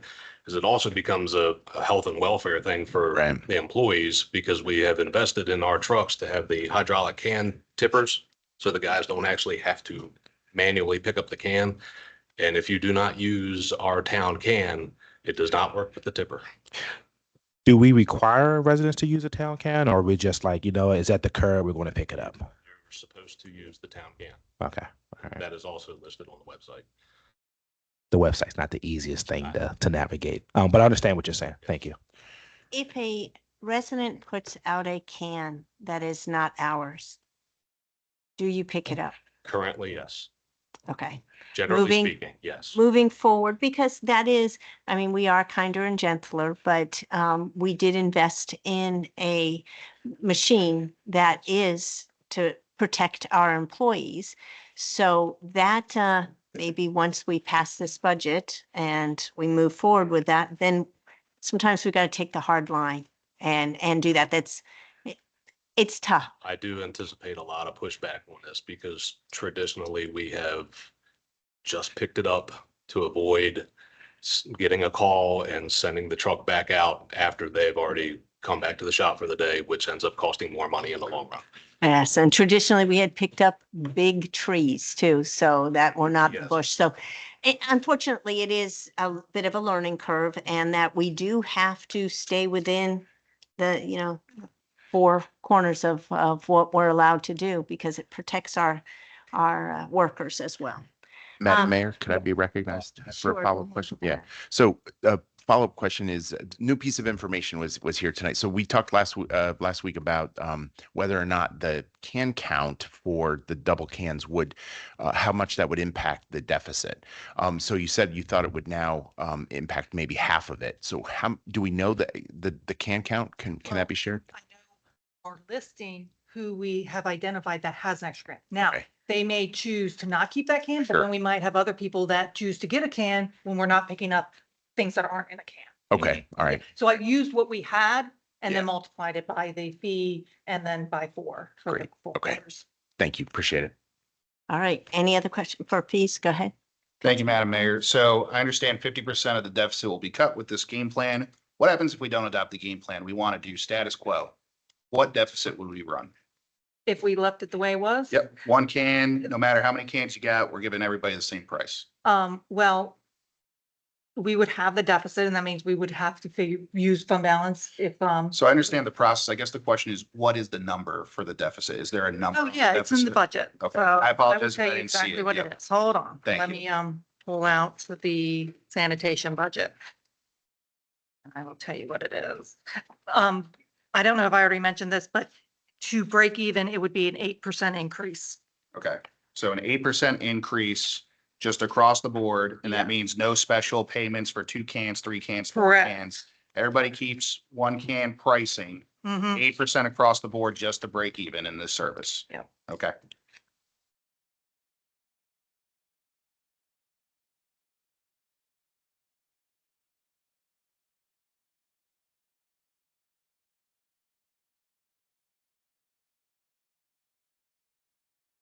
But I have it written here. 79,692. Okay, so right now, the current deficit is about 79K, correct? Correct. Okay. Again, 79K is a significant number. We do know that we have roughly $300,000 that we can reallocate to different, no? Not. Cannot go to a service fee. Okay. Enterprise funds have separate funding. Then from the general fund. Got it. Okay. So we are going to run a 79K deficit if we do nothing new today. If we wanted to keep the current status quo, we would have to increase the service 8% across the board for every tax-paying resident or service-using resident in La Plata. Correct. For resident, not commercial, correct? Correct. Okay. Now, the new proposed plan that we have here would cut that roughly in half. So we're talking, let's just call it an even 40K that we would find. We still have to find an additional 40K. What I'm concerned with, and I think a lot of the council members and mayor bring up a really good point, as does the director of public works. Folks are not going to be happy about this. I'm afraid that we're being penny wise and pound foolish on this. So we can't even find a way with this specialty second, third can tax fee, for lack of a better term, to even come up with the 80K deficit. I understand the logic that one person using 1 can is paying a higher percent of the service than the second, third, fourth individuals. I just want to make sure the alternative view is offered there as well for this. And it doesn't indicate which way I'm going to vote or anything like that. But there certainly must be a way that the second, third can tax fee could come up with the additional 40K, no? Like, we have a plan if everybody just gets an So 8% It's, increase. it's not a tax, it's a fee. A fee, Very, yeah. very different, 2 different things. Sure, We're charging for a service that they're using, not asking them to pay for a general. sure, yeah. Sorry. So I actually was originally going to put it higher, but I realized the commercial was less. And I didn't want to make the residential fee higher than the commercial. When you say commercial is less, Commercial- overall upfront, No, total. Commercial second can. We charge for Got the it. commercial second can, not the residential second. What is the current pricing for the commercial second can? I want to say it's Roughly. like $29. Okay, currently, and we were something like doing that. what, 32-ish for the resident? $32.90. Okay, so 29 for a second can I for don't a know exactly commercial, what it was. 32.90 for the Something like resident. Okay, so roughly a 10% increase to the Yeah. resident based off of the second can for the commercial. I apologize. Did we increase the commercial second can or no? We're keeping it at 29 No, I'm bucks. increasing it. What'd you They're increase Going it to be to? the same. Okay, so they're gonna be Yes. the same They're across. going to be the board. same. Okay, got it. And again, even with that increase, we still have a 40K deficit to solve. But one thing I wanted to point out, so positions were reallocated to this, 2 positions were reallocated from somewhere else, and that's part of the reason why. Sure. But also, when I budget for these positions, I have to assume that they're going to do the family insurance. Yep. So I have to do 100%. I get, There could be a possibility that when they hire somebody, they don't choose that health insurance. sure. So there would be a savings there, or we may not get somebody until later in the year, so there's a savings there. So you bring up a really good point, $7 for the edification of the town. You know, we call this risk profile in the private sector. I would assume it's something similar here.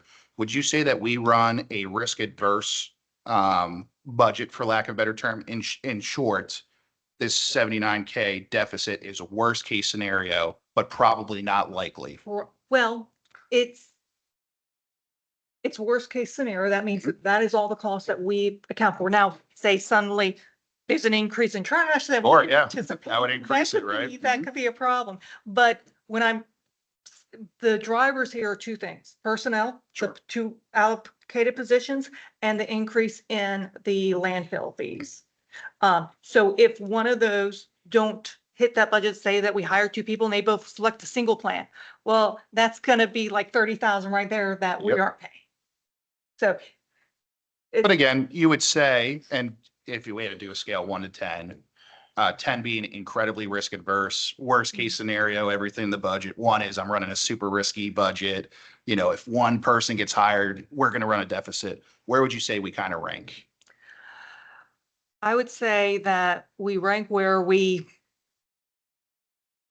the highest would have to pay an employee, which is with driving. And then I feel like the land fees are pretty on par, that we're not going to have any savings there. If any savings, it's with the personnel. Got it. Okay. So there's potential saving with the personnel, but you would argue on a scale 1 to 10 in this scenario, 5, we are planning for, hey, this is a realistic budget, not necessarily risk adverse or risky. Yeah, and that was actually the focus of this budget. Sure. Is cut out the fluff, make sure we have what we really need and account for it. Okay. No, hey, I really appreciate it. Thank you for, again, baselining for us. Thank you. So sticking with this for just a second, though, I think the interesting number, with the number of cans we're probably looking at is in the neighborhood of 1,200 residential homes, right? Out of the total number of homes in the town. So coming into this meeting, when I look at $32, right, times 1,250 is about 40K. Yeah, but we bill quarterly. Oh, so quarterly, right? It- Okay, so it's 260. okay. So we're talking 250 houses. Yeah. All right, so that's the context I was kind of looking for in terms of what the resident like brought to us, right? In this email, it's for the amount of service impact potentially for this, for if half of the customers that look at this or residents that look at this, decide to opt out of the double can, we're going to go through a lot of pain for 100 houses is I think the point probably we're getting to. And so I just wanted to like point that out for context of this is like probably we're going to have to decide if we want to do something about this. Where is the threshold where we think the amount of inconvenience or the amount of revenue is, weighs one way or the other. Some residents may have to get a can that don't have one because we're not going to pick up Right. the other stuff. So there could be the flip there. Yeah. And we have to be equitable. Yeah, across the exactly. I mean, yeah, you yeah, kind of think yeah. it's really not fair that a household that's using one can is paying the same price as the household using 2-3 cans. And it's not like it's a double price. It's actually significantly less for a second can. And really, honestly, that the fee structure is there to compel behavioral change, right? Like that's why we conserve water. That's why we do the things we do, right? So it is part of the equation. Yeah. So, okay. Thank you. All right, any more questions on fee schedule? Yes, Madam Mayor. Okay, go ahead, Councilman Johnson. Thank you for sharing the context. I think is important. Second, on the water, right now, this proposal increased to $5 per 1,000 gallons used in the fee schedule for utilities. The water, all the fees went up 3. Okay, so right now, whenever a water sharing agreement comes to the forefront, based on what that cost is or whatever it costs the town, will we be back this year asking for another increase on So water? it will depend on the study. That's really why the study has been delayed, because we want to know what that cost is and the impact. And I don't want to, because we did, I believe, an 8% last year on water and sewer. Mhm. And based on the budget and the need in the budget, it didn't call for that. I wanted to try to keep the fees level until we know what's going on. I understand. Ms. Minor, do we anticipate a study or water share agreement being reached anytime in this fiscal year? Unsure. Can't answer that. Okay. Sorry, you've been working on it, but Okay, I guess what I'm getting at is 6 months down the road, we're not going to come back and ask for a fee increase of. Saying that we need to do that, but if we don't start implementing that, say we don't start using the water or buying the water in this year, then it wouldn't be an issue. Understood. All right, thank you. Related to that though, so in the study, the draft study, the Baker Tilly study, it is projecting that we will be exceeding daily maximums in the summer in 2026. So a question I have related to, and maybe this starts to get into a broader question, but when we exceed those allowable draw limits, do we get, are there monetary fines that come from the state, or is it just it's noted, and because the annual average remains below the allotted draw that it's allowed for? Does it? I mean, and I'm asking for, like, is there an impact to the potential of the fee schedule that we would have to make? I can't answer that question. That would be if I'm Kirk. familiar with that. So the state permits us to draw a certain amount of water from the aquifers. And so, but we are also allowed a maximum monthly. So it's based on our yearly average. And so there's a maximum that we can draw, which is above our actual permit limit. So Okay. we're allowed to go over that a little bit. Okay. But for the overall yearly average, it has to be that set number, which is 1.234 million gallons. Okay, so we're projecting to start hitting, and we have, I know in the past, I think I've read reports that we have exceeded the daily. Have we ever exceeded the monthly? And are there, and are there fines that hit there? Or where does our financial risk come I in would here? imagine there might be fines. I don't know what Okay. It all depends on the state. And then So- related to the capital improvement plan, the project that's underway out at Tillman Lake to connect us to the county system, which would allow us to, if we did hit that maximum, when we hit that maximum, we would be able to purchase and then, Correct, Right. correct. That's the way we have it designed, is that once we reach that limit, we Yeah. will then start purchasing water from the county. when does that become a functioning source of water through that interconnection? Well, so it's designed now, but we need the APFO and the water agreement before we put that in. But there's budget in the budget we're discussing for Yeah. this year is, in fact, I think we're executing on in 2025 on the initial parts of this. No, is it just planning? It's already designed. And as soon as you give me as soon as we get to go ahead to go Okay. with it, we will start putting pipe in the ground. Because that's in the Do budget. The this. first phase of Yeah. that is in the budget this year. Right. And then in 2026, we have that second piece that's a smaller dollar value, but that finishes the connection. So the reason why I'm asking that context is there's a point in at probably the end of 2026 or the first half of 2027 that we will functionally have the capability to draw water. And so I guess I'm asking this is trying to understand where the boundary or where the box is that we're living in, that we have to or we're compelled to complete these water agreements so that we understand how we're going to start blending in this additional water source and how that will affect fees. And then we can actually finalize a study that tells us how the rates are going to go.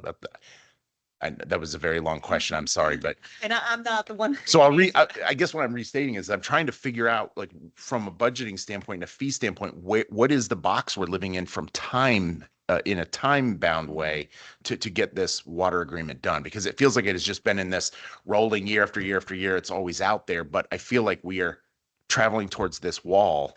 And I guess I'm trying to ask who in this room can tell us what that boundary is. I can't tell you. I can tell you when I know it. I know we can prepare the fee schedule based on what the study comes out based on that information. But when and how, I can't answer. That would be more of a administration. I can offer some light on that. Okay, please. Yes. And I'll do it in a vague way. The specifics, we should probably do in closed session since it's negotiating still with the Sure. county on this. But my understanding is and I'll have to ask Kirk, what's our like normal daily withdrawal? It depends on the time of year, but we'll say it's about 1 million gallons. That's what we take down. 800 to a million, 800,000. And so the anticipation is we would probably run out of water to use. And in the numbers we've been talking about, it's probably 5+ years out. So, and it's, this is not something this is a hyperbole, it's an example. That if we did not do anything to address the water needs that we will have in 5 years, we will have water shortages by then. So there's no water shortage now. The current construction, the problem where it becomes from planning to actual is the town has approved and is on the track to approve so many EDUs that if you took them into effect and waved a magic wand and they were here today, we'd be out of water today. So by the time they get built, we have to have a water agreement with the county to purchase the excess water. Okay. So to the earlier question, I think Councilman asked would be like, what's the fiscal impact? We really just need the agreement that'll lay out all the terms, the money, the capital reimbursement, all those things. We don't need the water for several years from now. So there wouldn't be any fiscal impact on water rates now. But the county is going to charge us for that water. And so the idea would be, the rest of the study that hasn't been completed would be, you have your current water rate. I would imagine the next water rate is going to get added to the top of that. Oh, yeah. So I agree with that partially because there is a pressure on the rate because of the amount of investment we're having to make in the capital improvement plan. And we do use some fund surplus from the enterprise fund for those projects. So, yeah. But there's also with the interconnection, there was designated funds from the ARPA funds. Right, for right. Project Okay. Reserve. So, and we, and I think maybe this is a question for you, Michelle Miner,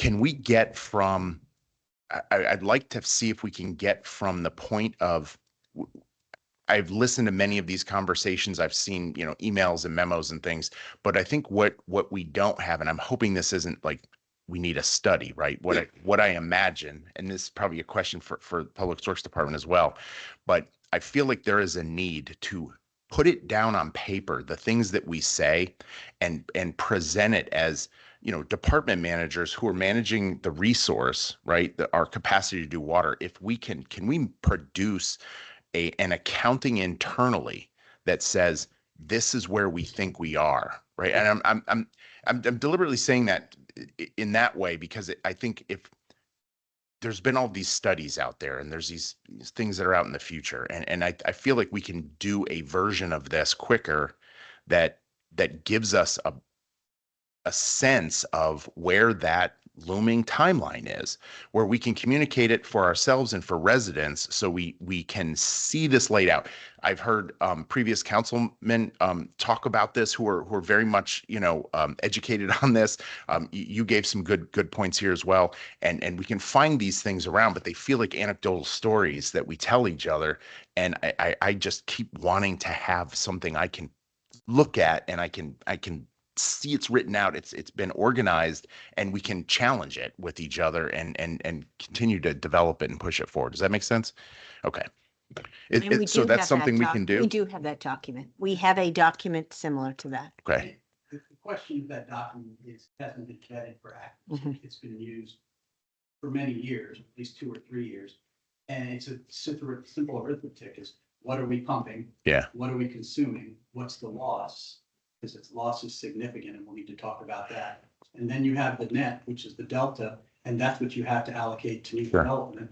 And you can estimate the new development use and you can almost put it in line and then it reaches 0 and then you'll go down into the negative. Yeah. Do you think it's appropriate for us to have a document like that in a working session where it's presented as that kind of a working document where we can look at it together and start to get a boundary on things? I think we can talk about that. Okay. The issue that we have that we need to talk about legally is eventually, if you take that to the nth degree, it creates a line, right? Who's next? Who gets the water next when there's not a lot there? And we have to talk about the implications of what that would mean for allocation. We're not talking about any current resident. Obviously, they have water.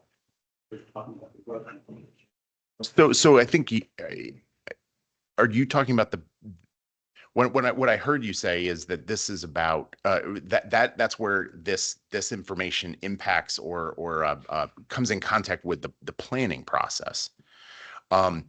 I'm talking about it from, I mean, that is absolutely valid. I'm looking at it from the standpoint of a resident who's looking at water and their water bill and how the development and the age of infrastructure problems, those two things come together to impact the bills that they're experiencing, not just the new development that may want to come in. Yeah, this to deal with the future water problem supply and thereby the cost of that. But as far as the fixing of the existing infrastructure, that isn't any study I've seen. That. All right, any other questions on fees for Public Works? Yes, Madam Mayor, just one question. Who is our lead negotiator for the town right now when it comes to the water agreement? Me. Okay, thank you. All right, how about for financial plan and budget? Councilman Johnson? Yes, Madam Mayor, thank you. So we know there's some issues at Wills Park, so Ms. Minor and staff, thank you for your quick action with taking that down. I was happy to see after doing more research that there is capital investment improved for Wills Park. I know that's budgeted for this year, which means it could be done between July 1st and June 31st of next year. Do we have a plan to expedite that now that it's become a safety concern?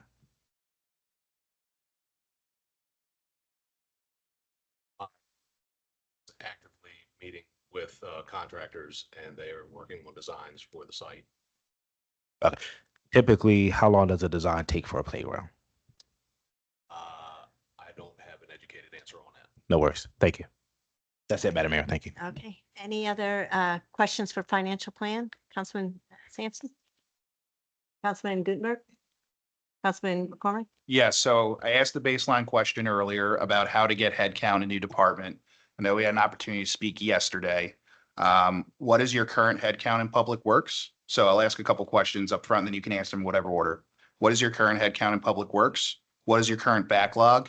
What headcount would you need to get that backlog down to a manageable number? I think it's 31 now, I believe.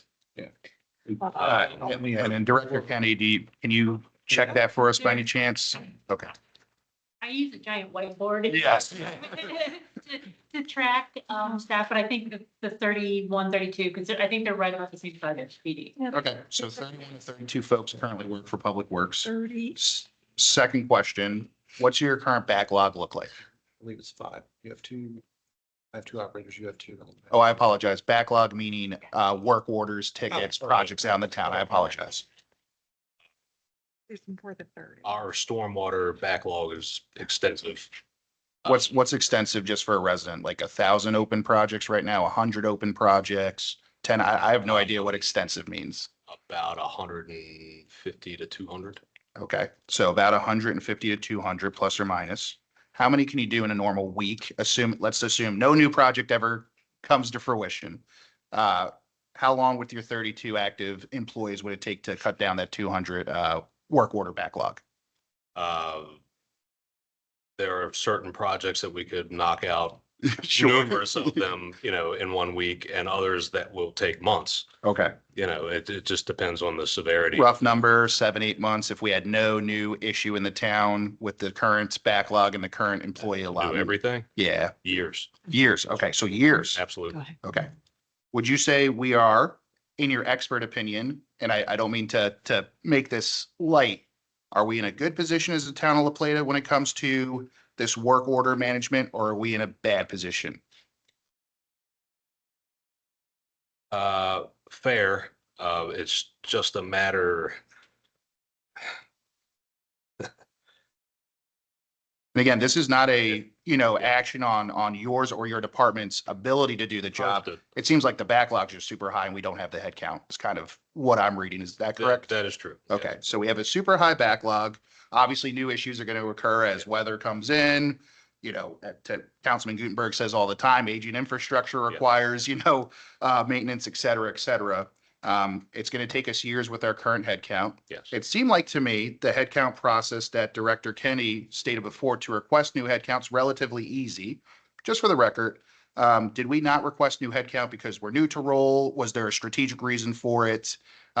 What happened there with this budget not having new headcount for Public Works? I did not request any new headcount because I am so new to this. Fair position. enough, yeah. I was trying to get acclimated and figure out which one of my sub departments needed to be expanded. Absolutely. And what the true needs were to not waste money. Yep. And again, in the military, we call it like the first 90 days, you don't make any decision as a new company commander, right? You come in, 90 days, run it status quo, then you kind of review. It sounds like that's what you were doing. You have a unique opportunity here with a new town council. We're going through the budget right now. You have 32 active folks. Sounds like a backlog of 5 to 8 folks that'll be, filled in at some point. What would be your ideal number to get Public Works from a headcount perspective in a position in which La Plata can now proactively go after these issues rather than being reactionary? And it could just be a rough number. Just works out like people, right? If I had four extra employees, the right employees, we could start tackling the stormwater backlog. Okay, so 4 headcount, I'm assuming full-time employees would Yes. help with the stormwater backlog. What would their recommended title be? Probably need a technician 3, like foreman type of position. Tech 3, yep. foreman. I'm Uh, assuming that would be a 2-2 split, a 3-1 split, all 4. How would you do that? Just one. Okay, And then a technician 2, who is generally a CDL license holder. okay. And then 2 tech 1s, I believe, would probably cover it. So, and I'm not trying to put you on the spot. It's not something Chump trying to work with you. That was 5. So 5 headcount or 4 headcount? 4. 4. Okay, so, and I apologize. One Where did I tech go wrong? 3, 1 tech 2, 2 tech 1s. Okay, and then foreman, pretend I don't know anything. That's the tech. Got it. Tech 3. Okay, It's so the like a same thing. foreman. Got it. And then you want 2 tech 1s, correct? Yes. Okay, perfect. So I got that.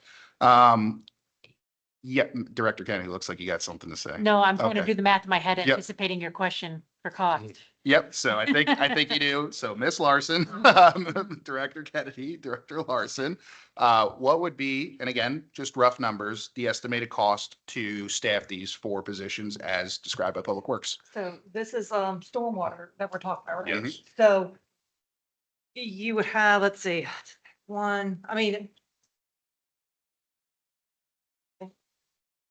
Call it 200,000 in salary. That's just, For those The 4, wages. and that's just salary, no benefit. that would probably be, nothing yeah, else. that's just wage. Okay, And then Yeah. at least 50% more with taxes and benefits and all that. okay. Now, on the back end, while you guys are still doing that math, if you're still doing math, I will direct a question here. You may not have the exact monetary number, but as a resident, I think a lot of us have at least seen this anecdotally. Aging infrastructure, a collapsed sewer, line for lack of a better term, areas in which stormwater leaks, right, causes some sort of sinkhole issue. I would argue probably costs us more than 200K per year, right? So I guess my question to you would be, in your educated opinion, a 200K upfront cost for the salary would actually yield the town more than $200,000 in savings because we're proactively getting after this backlog. We're starting to manage the aging infrastructure issue, which, it is what it is. We had a campaign. A lot of residents cared about that. That's why the 5 of us are up here. Would you argue that would be a benefit? Meaning, I give you the 4 head count. It's a $200,000 plus or minus cost up front. Residents obviously would get upset, but we say, whoa, listen, we could actually get after this backlog. Is that a fair statement? Yes, Okay. and also to mention that a lot of these projects that we have to do are also mandated by the state. Sure. Yeah, so that's a really good point. So for the $8 edification of the town, okay? Can you explain that in 3rd grade terms? There's many of these stormwater BMPs that, lack of a better term, have been neglected and they need to be cleaned out, retrofitted, redone, so to speak. Yeah. I mean, there's a lot of these things coming up that are going to need to be done to where we can make good on our permit. So let me read it back to you real quick. So we have the state come in and dictate this project has to be done because we have a 200+ project backlog right now. Residents are calling daily. New projects are getting added to this ticketing order, for lack of a better term. We don't fix because it's low on the priority scale. Boom, state comes in and says, you must fix this now. With 4 additional headcount, we would get ourselves into a position that perhaps some of those dictations would be less because we're working on the projects more proactively. Yes. Okay, thank you. Well, thank Yep. you. So we have many times put in this particular budget, we put in 125,000 to help with these projects. And we've also put another 112,000 in here to help with these projects. most of the time, those funds aren't being used. So when we say help the project, what's that mean? Like, do we just hand, and I'm not trying to be funny. I'm asking for $9, the edification of the town. Do I just hand a check of 125K and hope the problem goes? Like, where's that money go? So basically, it's the cost of supplies, material, contracted services to fix these problems. And they've been in the budget over and Okay. over. It's trying to get those. I apologize. I must have missed that. And I mean this legitimately. To machinery, did you say? Where's the?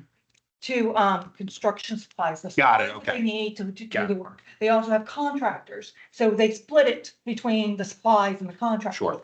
If you look at year over year, like in 22, they did 104. I believe there was 250 contracted. In 23, it was 27,000.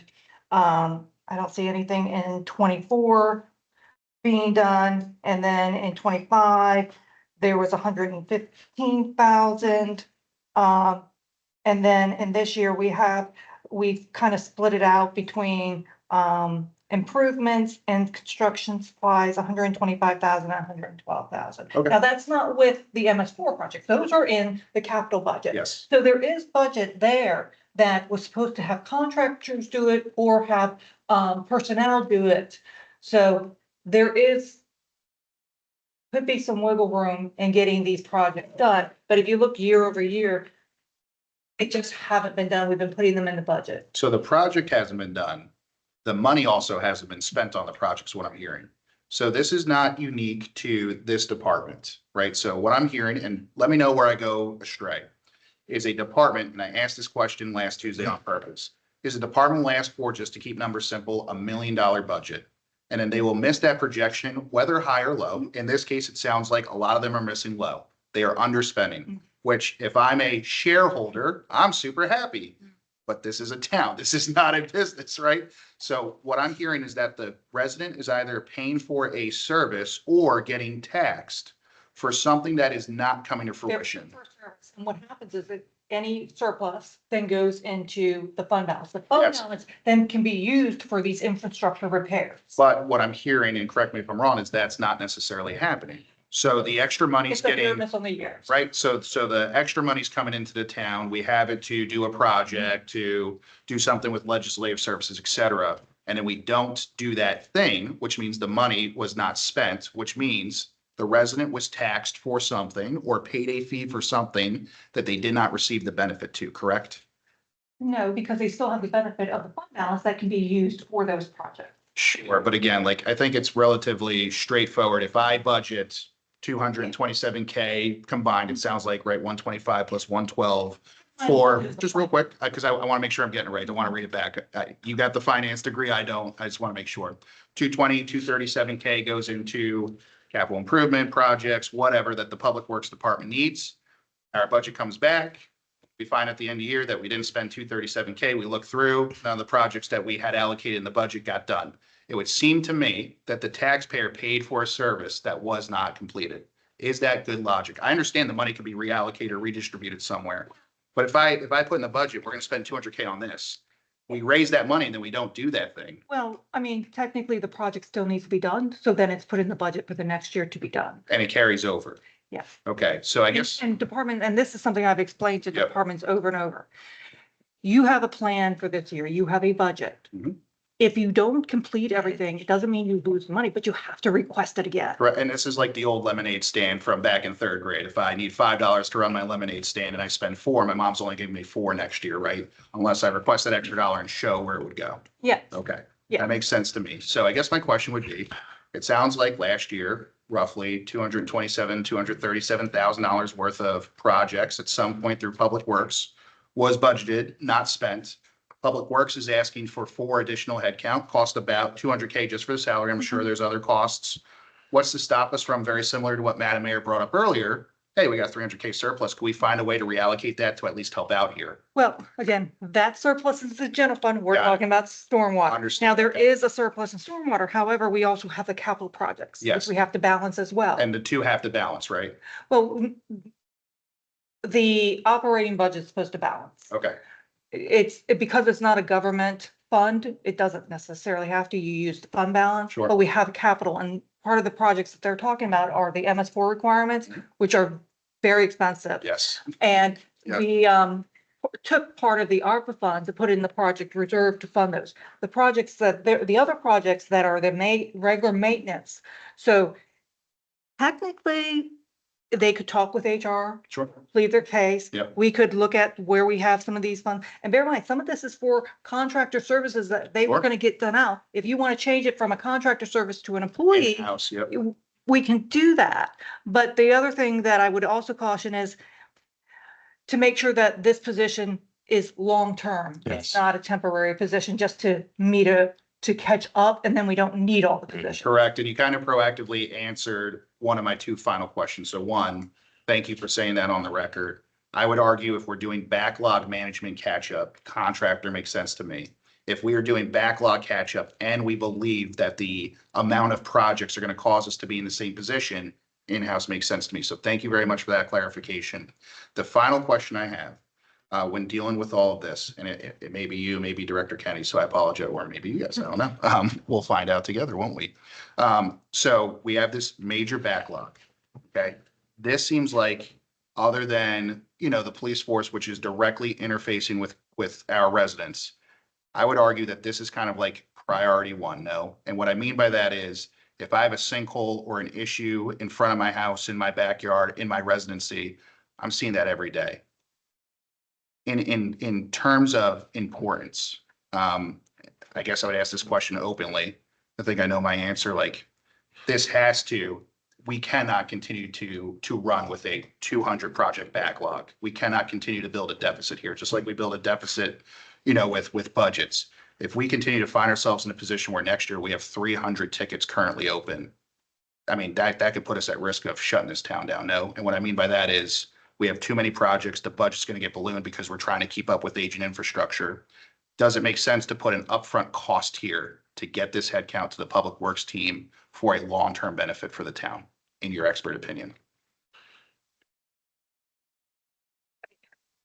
I don't know because I haven't Sure. evaluated that. All I can say is in the budget, we have budgeted amounts to take care of this problem, either being a contractor.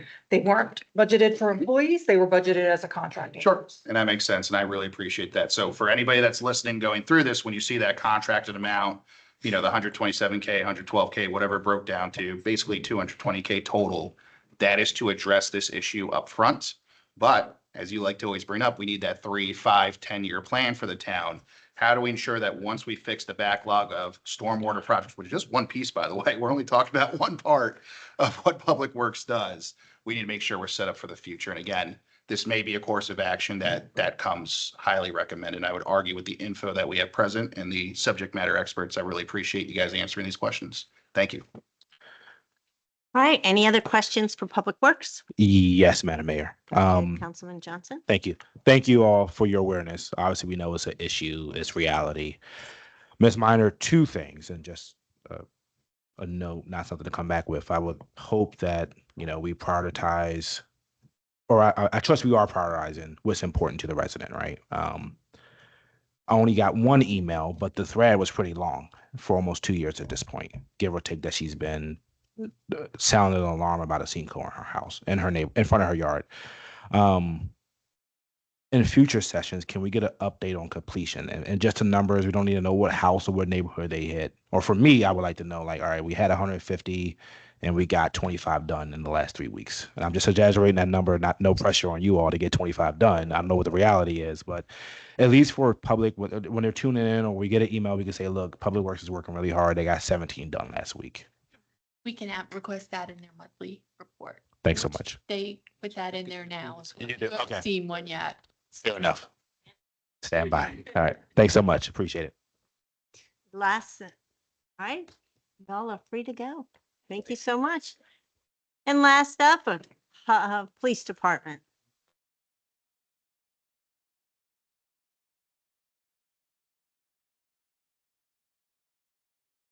All right, any questions for Acting Captain Norris for the fee schedule? I'll go with Councilman Sampson. Any questions? No. Councilman Gutenberg? No. Councilman McCormick? Not on the fee schedule. Councilman Johnson? No, Madam Mayor. Thank you. All right, and we'll do the same order for the financial plan. Councilman Sampson? Yes, for the next fiscal year, meaning the one after this proposed budget, how many people would you need to get your staff up to where it should be? That's a loaded question. Ultimately, it depends on what you're going by. If it's by previous studies, we're far behind where we should be as far as personnel relative to the town and the expected growth. I know it's been, would you say 3.5%, 4%?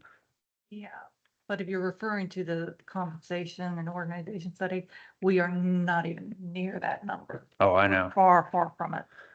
Yeah, so just based on my initial looks over the organizational chart and just the increase in cost for service over the years, I'd say I'm leaning towards requesting 2 next year.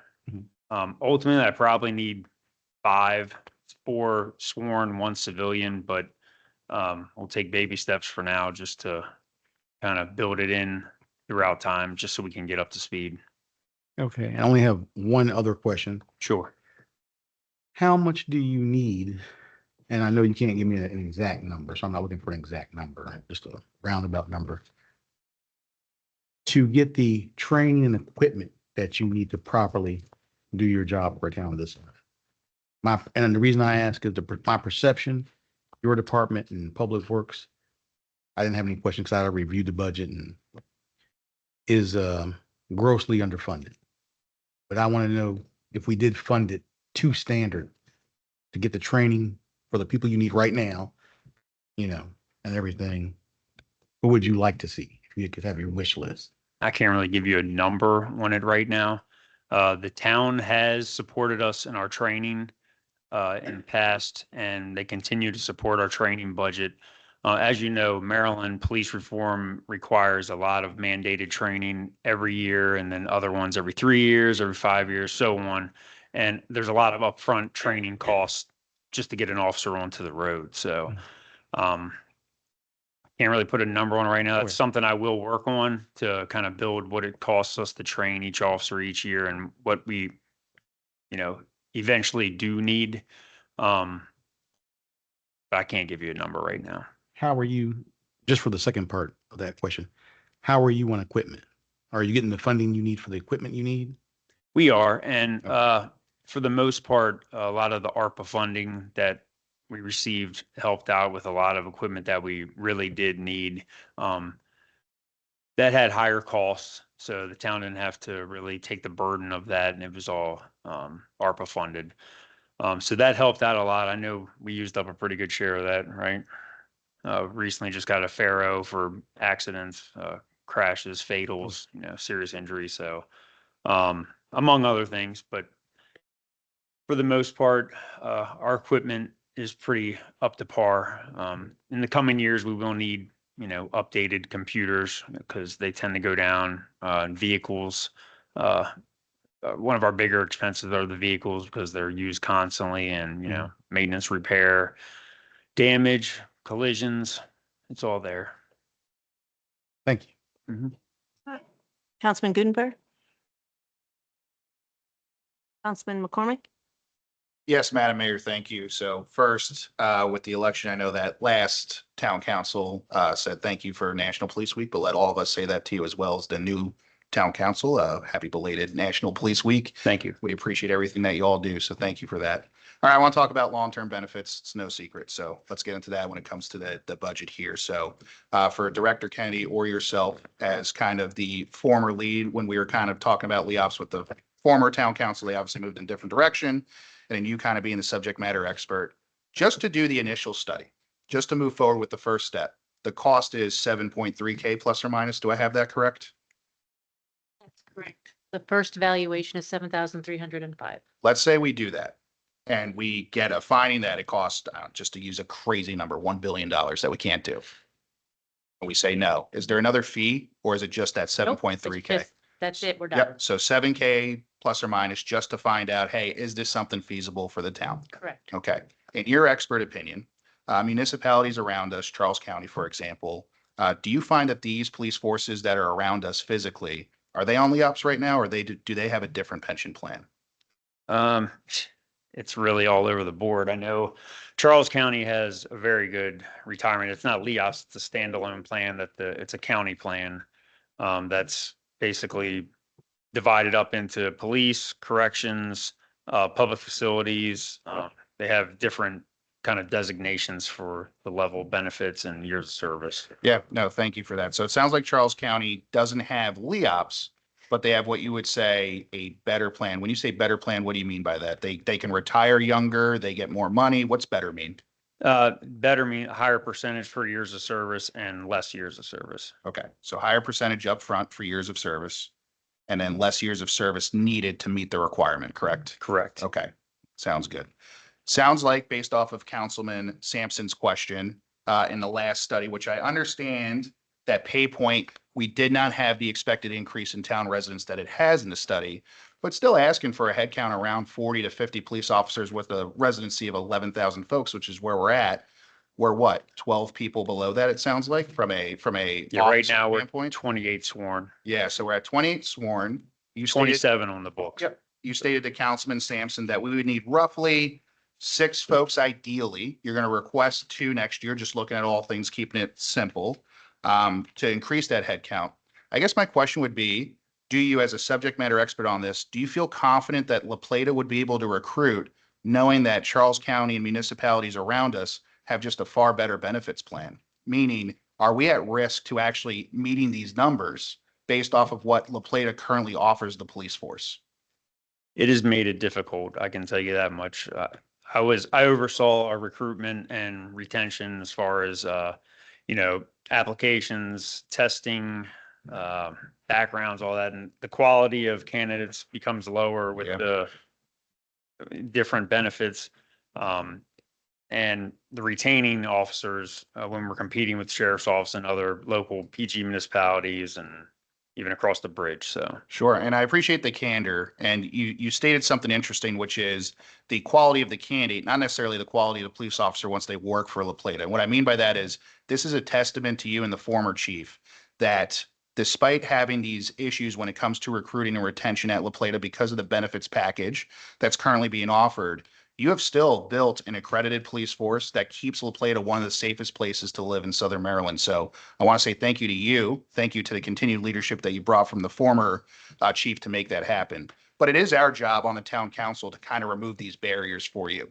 So in your subject matter opinion, right, and I want to make sure I get on the record because I did ask Director Kennedy last week, if we could operate an ideal state, right? And it sounded like Public Works wanted, if they could get their ideal benefits package, it'd be an employee match type program. Is it my understanding that the police force would be comfortable with LEOPS, or do you want something more like Charles County has, or would you like to stay status quo? If, again, budget's not an issue, we're operating in a perfect world here.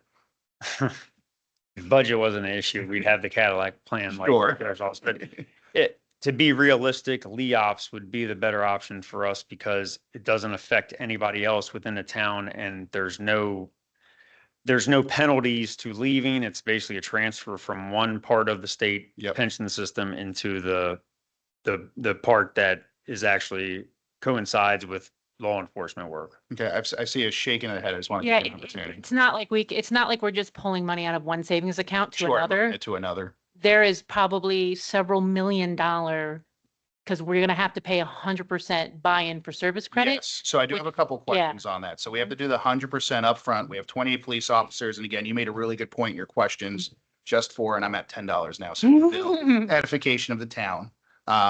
We have folks that are making a pretty significant salary because they're in executive leadership positions. We got folks coming up on what would be LEOPS requirement for retirement. Obviously, that would be an upfront cost of the town, et cetera. And it's 100% upfront. But it's my understanding that we could actually take that 100% upfront cost and put it over 5 years worth of budgeting, meaning that it wouldn't be this crazy. Yeah, and there are rumors out there, just to use simple numbers. This is not from LEOPS. Let's say it's $2.5 million. That wouldn't be a $2.5 million budget for FY27. It would actually be $2.5 million spread out over the budgets till 2032. Do I have that correct? That is not the information I got. Okay, from so what information did you get? that once we get that valuation, that is the cost that we're going to be expected to pay to have them start effective fiscal year 27 and be Yeah, funded. so the town has to commit to it, but again, based off the conversation that LEOPS has presented on their public website, it looks like you can actually spread that over a 5-year budgeting period. So just to quell the rumor, and again, we may or may not, it's up to the council if we take this action, we may find that it's not as crazy high of a number upfront on all the budgets as we maybe think. So just something to look into on the back end. So we do the 7.3K upfront.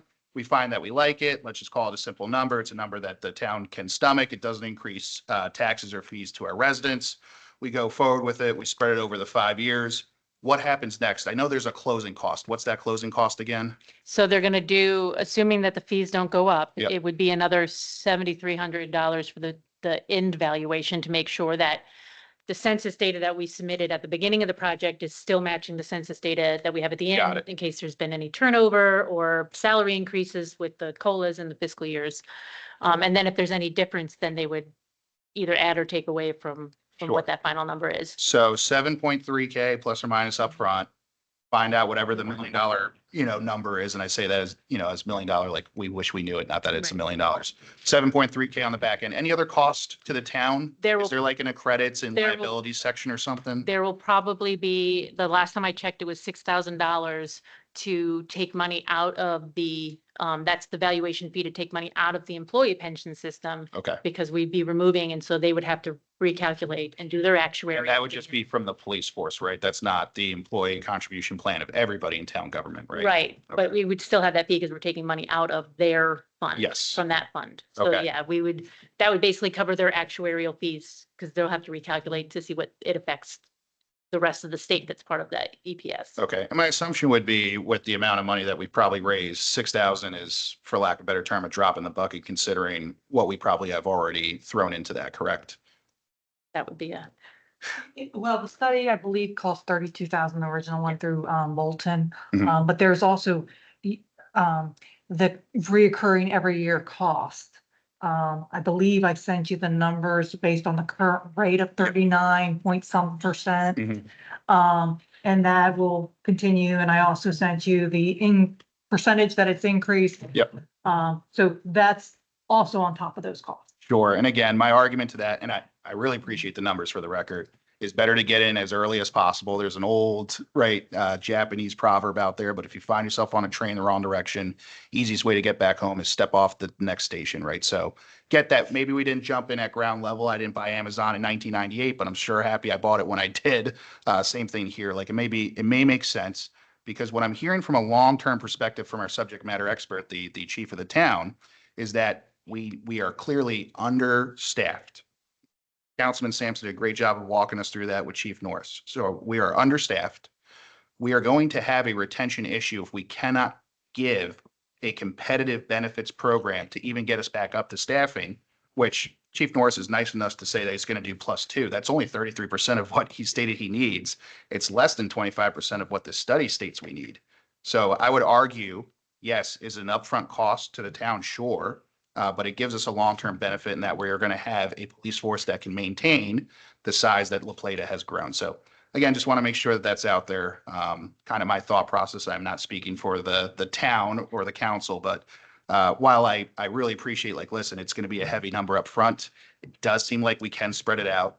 It does seem like there are ways that we run budgets with surpluses. We have services that have gone underutilized. And I think this is one to include public works because it is so resident facing, we cannot miss on.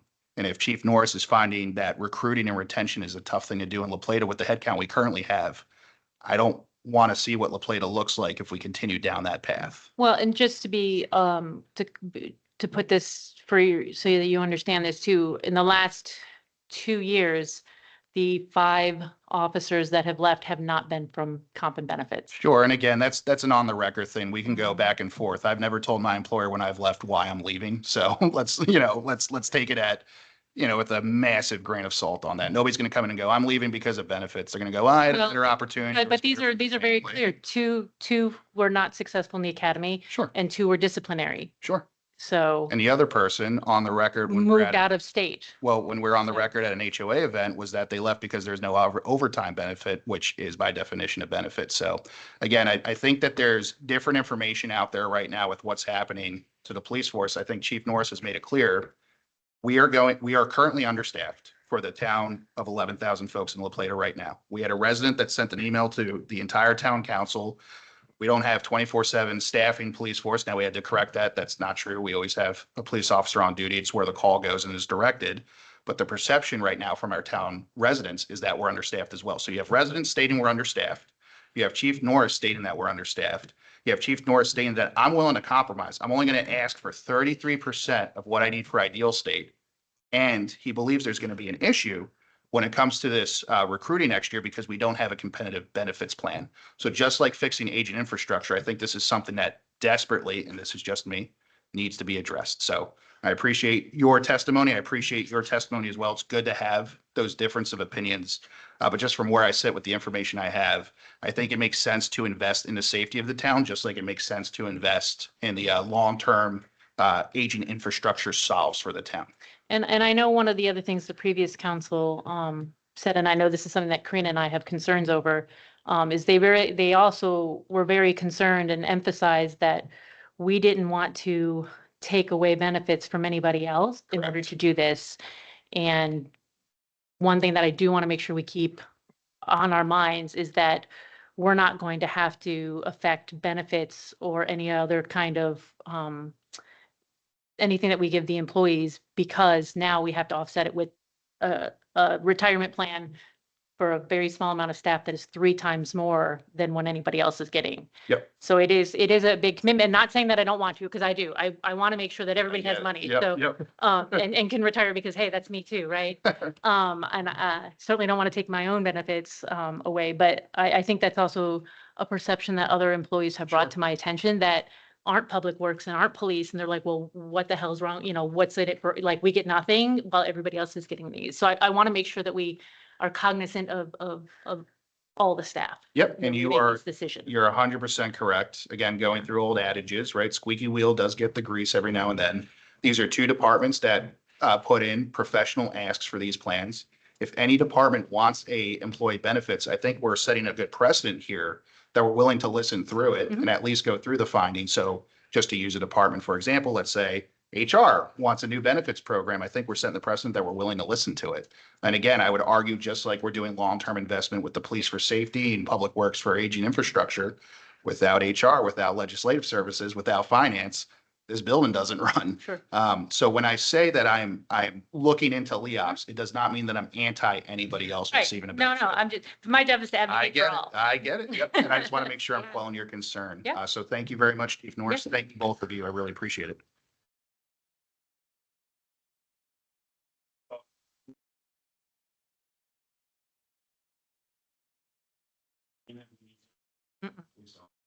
But 5 employees leaving here for reasons other than benefits and pay is just untrue. To branch out onto, you said 5 years, you can spread out the payments. I know in the past that they offered a 25-year payment plan for that. And that's how a lot of agencies got into it initially, so that there's 25-year, almost like a mortgage amortization table. So, and also just another point that I wanted to make about, and I know it's been brought up several times about equal benefits for everyone. A lot of this, when we first started talking about benefits, was equitable benefits, and equitable benefits are in relation to the job that is done. I'm not saying anybody does or does not deserve specific benefits here. What I am saying is that the police department are the ones that are not equitable or in line with other police department benefits. That's all I'm saying. I'm not saying we deserve them more than anybody else or anything of that sort. But a 30-year state retirement is a good benefit for anyone working, but it doesn't align with the other police departments in the area that we compete with, or it doesn't align with the mental and physical abuse that police officers' bodies, minds take, So I just want to make that point since we are on the record. Yeah. Thank you very much. I do have a question. How many unfilled positions do you have right now? 1 right now, Okay, just and one. that's the chiefs. And I know that you have a couple that have been on the books that have not been filled yet. Chief, They the are- only vacancy. They're all been filled. Okay. So tell me a little bit about someone goes to the police academy? We've got some that are on compliance, I know. But you have to walk me through. They get a position in the academy. and, Correct. How much does that cost the taxpayer per person? To go to the academy is $4,500. In past years, it was free. But I think those academies, realizing that we started using them more. The local academy doesn't put as many academy classes as they used to. But it's $4,500. That's the check that That's we the write just to get in. registration, That's yeah. a registration, but we're paying the police officer a salary for that. Correct. Okay, so and the starting salary is 60,000?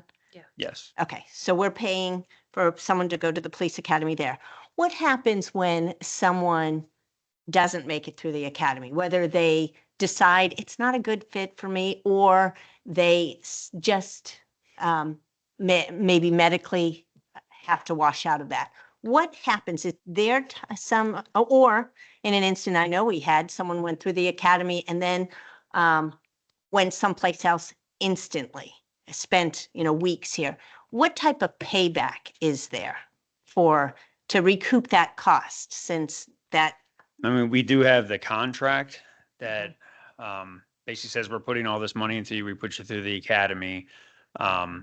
You owe us this many years of service. If they don't, it's a hard contract to enforce at times. But if you're willing to put the time into it in enforcing it, then it can be done. But it's kind of no fault of ours or their own if they just don't make it. But we try to vet every applicant the best we can, through the mandated certifications and testing to see if they can in fact make it and if they will. Sometimes it's out of our control, out of theirs. They may get injured and decide, maybe this isn't for me, or Injury is understandable, but you have someone that goes into the police academy and we pay that fee and they go in at day 5, they decide, this isn't what I signed up for. We just lost that slot because it's not a rolling enrollment like some colleges. 5 days in, maybe they might let us backfill with someone. But yeah, typically most people are either leaving the first week or they're not leaving at all. It's usually the first week or two is when they're really tested. And there's no type of reimbursement to the town for them to, if it's not an injury, that's understandable. But for them just saying, you know what, it's not what I thought. There's no I'm reimbursement. sure I to the could town. talk them into giving us a credit for the next one or something along those lines. Has that been, Bobby, what do you? What they've been doing lately now that we've having to pay, I think it's if they make it prior to like 6 weeks in, that's when they kind of send us the bill now. They're not billing us if they drop out or wash out. I do remember And that. that's like first 6 weeks or what have you, so. So they give you a credit for is There's a the- washout period. They won't charge us until they've actually put substantial time through the academy where they've wasted the resources on training them and taking up a slot. Yeah, because it is hard. I Sounds know. like a grace period, I guess. I know that you all have had a hard time finding slots to, academy open slots on that. So when someone doesn't, and it's not for everyone, when you go out there, you see a lot more than than's on TV. I'll say, but that is one of the very hard things. We still don't have a comparative compliance school yet so we've got a couple police officers that are so qualified, but they're coming in from different areas that are doing admin, right? Correct. Is there something else that can be done so that it's not, in the Air Force, they used to bank the pilots, right? So that they're qualified and all that, but they can't stick them in a cockpit yet because there's not a cockpit, right? So we're not paying, the taxpayers aren't paying that money. And we'd hate to lose these officers. There's got to be something else that maybe that they can do while they're waiting. Is there not? Unfortunately, Maryland, the MPTC doesn't allow you to do any kind of recognize police work or law enforcement activities until you're certified. I know Ocean City used to do something similar with their seasonal officers. They could put them out on the road for 6 months or so during the busy season and then put them through an academy. And then they would become certified, and going from there, there was kind of like a period of time where they were allowed to almost get on the job training before they got the formalized education in law enforcement, but they do not allow that anymore. Could they still write tickets? Because we've got a cadet that can write tickets now. Can they be out in a car writing tickets, not carrying a weapon, obviously, because they haven't gone through the comparative compliance? But is that something, just thinking outside the box on that while they're waiting? Because I know, as I have mentioned, my son is a police officer, and you take them out of a patrol car, they're ready to get back in and not just doing paperwork and answering phones and, call logs. Is there something else that they can be doing out there while they're waiting? Something I can work on. Parking tickets, maybe. That's about it at this point. But it also gives them a roundabout way of getting to know the community a little bit better before they actually get into that class. So when they come in, it's seamless. I mean, they've already know the community, they know the hot spots and all of that, instead of staying in. When they do ride-alongs as well, they're allowed to do ride-alongs. We try to spend as much of their time so they can get acclimated to the town's boundaries, the differences in different areas, and Yeah. so we do ride-alongs. That's one of the Okay. main objectives while they're waiting. Thank you very much. Any other financial plan budget items for the PD? Yes, Madam Mayor. Go ahead, Councilman Johnson. I have a few questions. It's going to be between Chief Norris and Ms. Larson. First, I don't think the sheriff office plan is called LEOPS, but it's a 25-year retirement and a 5-year drop, which is similar to what LEOPS offer, correct? Okay. The second question, when you talk about equitability, that is very, very important. But I'll use myself, who works in the private sector. Obviously, based on my job level, my grade, my salary is tremendously different than a director or a manager. My bonus structure is a lot different than a director or a manager because the level of work I do is different than a director or manager. So equitability is important for everyone. And I appreciate your statement, not just that we deserve it, like we're not saying that, but it is a different level of work. And it's kind of like the word due process. Like, what does due process mean for different people? With the retirement you have today, because everyone in town has the same pension program, which is 30 years. That 30 years of service plus your age have to equal 90, correct? Correct. Okay. So if a police officer, 21 years old, go through the academy and spend 30 years in the town of La Plata, they're going to be 51, correct? Correct. Are they eligible to retire and get full benefits No, at 51? they have to wait. At 51?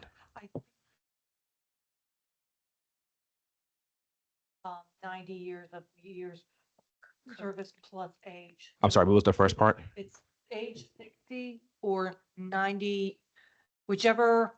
So it has to be age 60 or 90. So my Which question age? was, Age have to equal 90. so my question was, if a 21-year-old go through the academy and does 30 years of police work in the town of La Plata, if they're 51 years old and 30 years, will they be able to draw full benefits from the Not pension really, plan? I believe so, because you have to be 60. Okay, so the answer is no. Yeah. Thank you. Because, well, not full benefits, it would end up being. You could draw your retirement once you're vested. Yeah, well, I mean, that's any job, hypothetically. You could draw from your 401k. You're going to be penalized. What is the equitability of that as a police officer? If you work 30 years, right? Hypothetically, I don't know what the retention rate is for the town. What is the benefit of to work what you would consider a full career, 30 years? If you're a teacher, if you're a town treasurer, director, Ms. Minor, if you consider a 30-year retirement, what is the benefit of working another 9 years?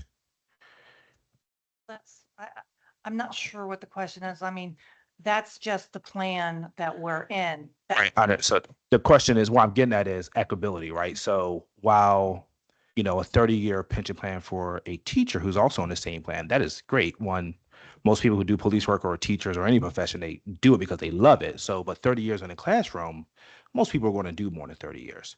Most people, police officers are going to do more than 30 years also, but usually with the benefit of they can retire from one agency and go do another 5 or 10 years somewhere else. And whether that be, I think the town has seen it many a time, people will retire from neighbor jurisdiction and come do retirement work, or, well, they're retired, but they're police officers and play there for 5 to 10 years for whatever the reason is. So when you think about the word equability, just think about it's more than a particular pension program. I think it's more to that, right? At 51, you worked a full career and you still cannot draw full benefits. I don't have a pension plan when I work at, but my 401k is healthy. So by the time I turn 49, I will consider myself eligible for retirement, right? But I will probably have to go work somewhere else. But not on this pension program today. So that's not a, yeah, so. So that would be an example of where a 57 matching would help Right. bridge that. No, I'm not saying that, but that's on top of you paying into the pension program, correct? So what's 21-year-old who makes $60,000 a year is going to give 10% of their salary to that. I understand the smart thing to do with education, but the reality is the cost of living is pretty high. Okay, but also forgetting that you can work 30 years and retire from the town, that does not mean you have to ask for your retirement pension from the state.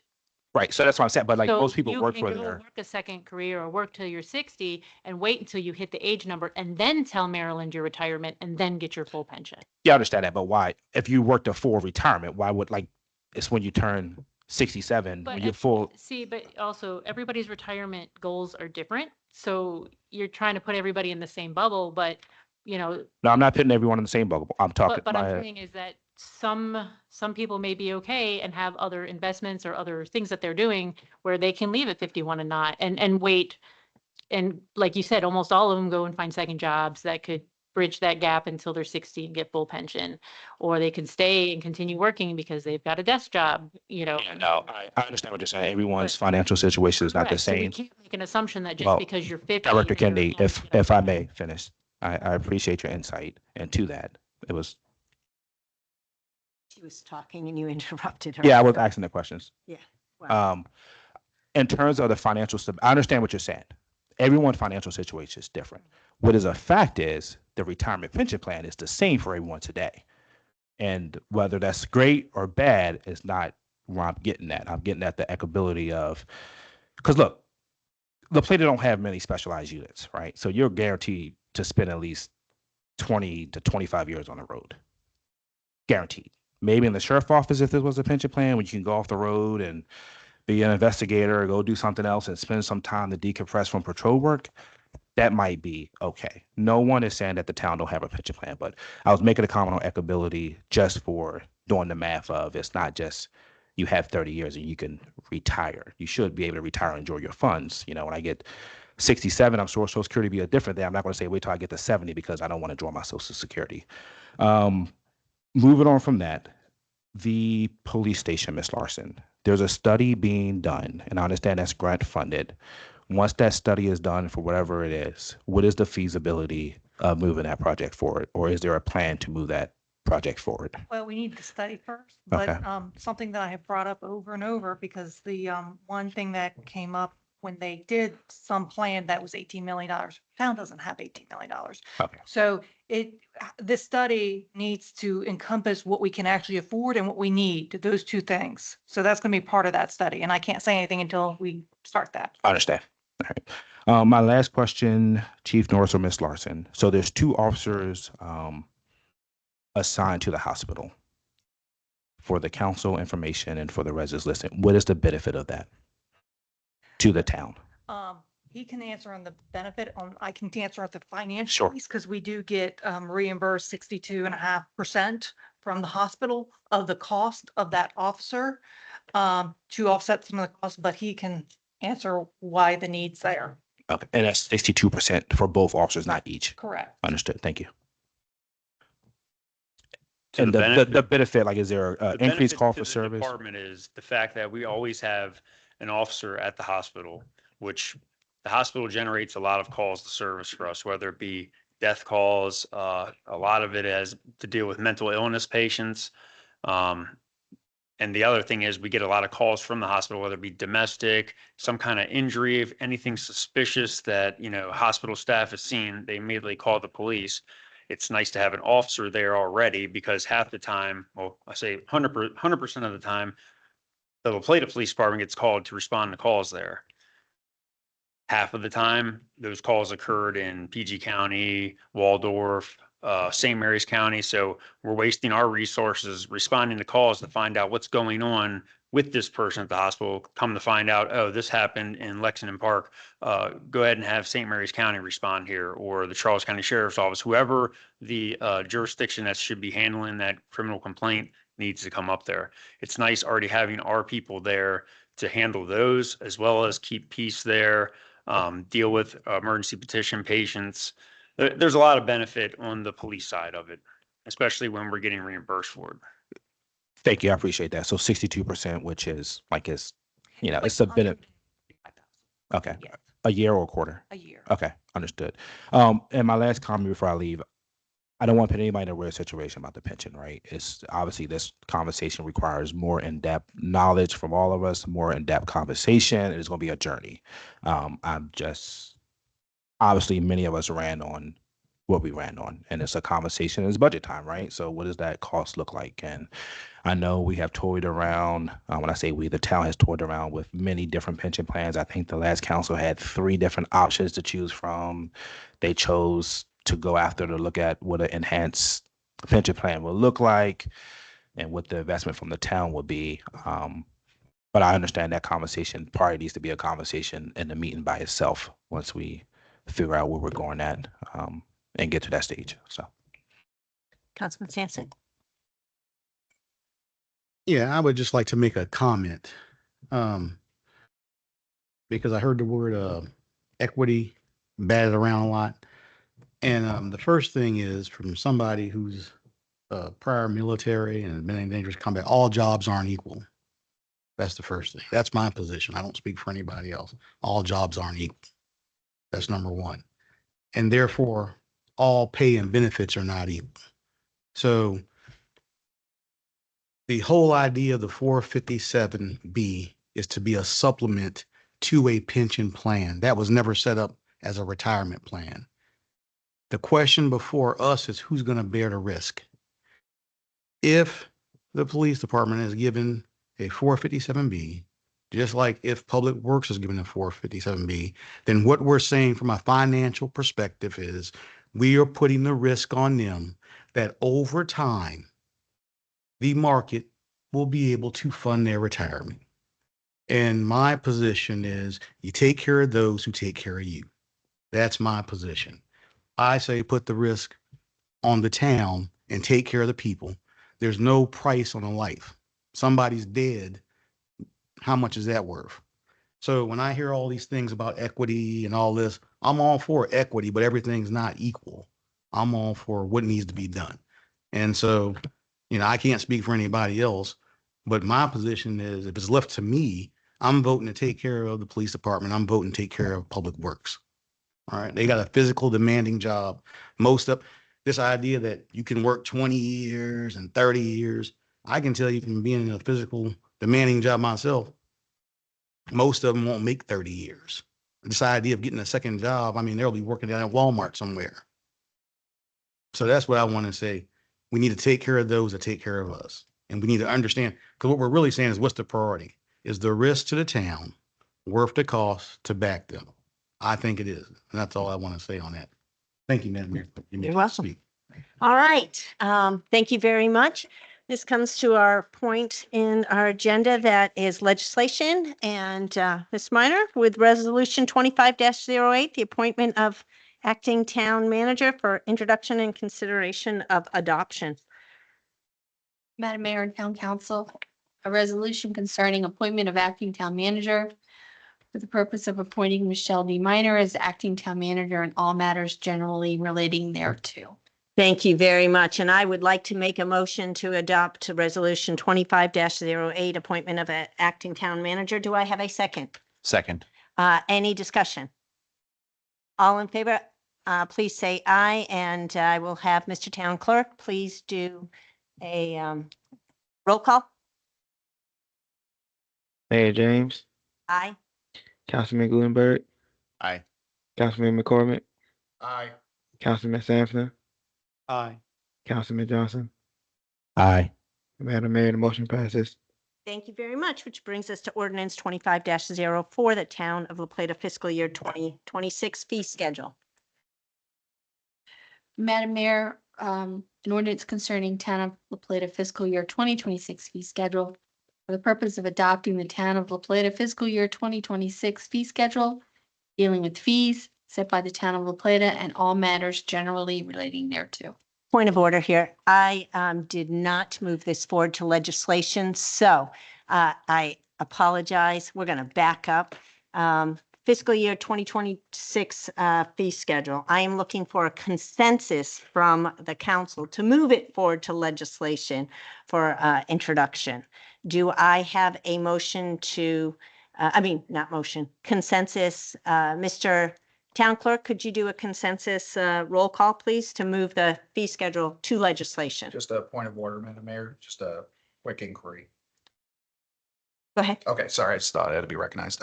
So if we vote yes on this, it's just moving it forward. You can still vote no after the discussion, correct? So we're voting yes to move it forward, but you can still vote no on the fee schedule for adoption next week or whenever we do it. Is that correct? I'm going to look at, yes. Yeah. So you can vote yes to move it forward and no on the actual legislation next week or whenever. That's correct. Perfect. Thank you. All right, Mr. Town Clerk? Mayor James, Yes. Councilman Gutenberg, Yes.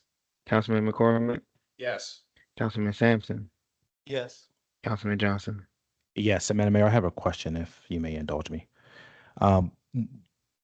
When is it appropriate to make a motion when I talk about Dorchester Community Center? When I want I would like to recommend that it come out of the budget until we have a solid, until one, they get in good standing, and two, we have a solid operating plan.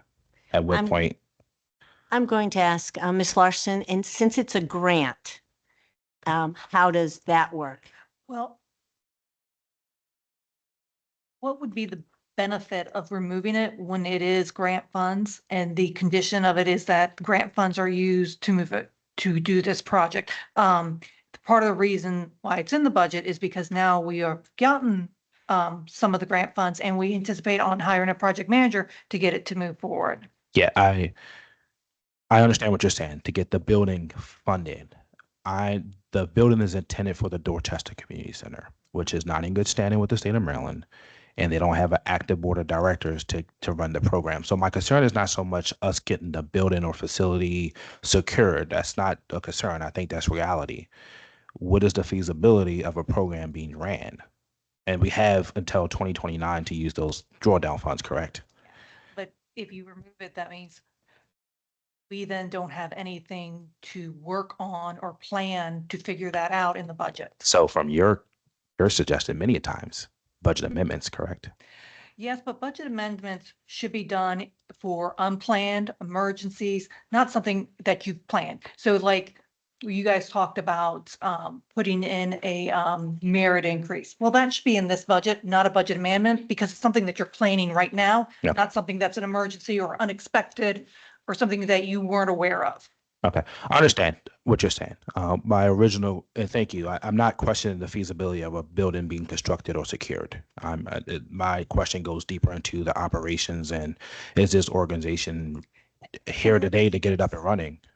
If you don't use the funds, we just budget for next year. The same thing I tell all the other departments. If you budget something, especially with something that's a grant, Mhm. if we don't get to it, we can just make sure we put it. No, and I understand that because it's we have until 2029. My question is broader, and I mean I think it's a question that none of us can really answer today. Is who's going to run the program of the Dorchester Community Center? Like we understand what we want done, and it's a great vision. The reality is it hasn't been done in the last 4 years, and it ain't gonna be done hypothetically in fiscal year 2026. These things move forward.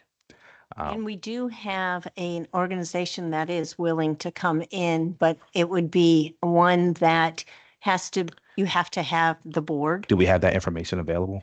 Or like It hasn't gotten to Okay. that stage because you had a dysfunctional board.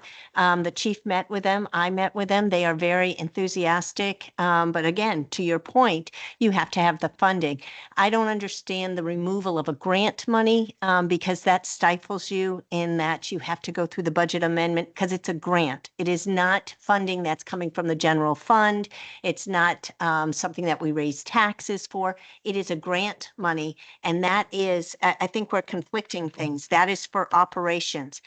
That is for the board of the Dorchester Community Center to decide how they're going to operate it, not for the town. We have committed to giving them a building based on that. So taking the funds out when we don't have to, it's only to be drawn on.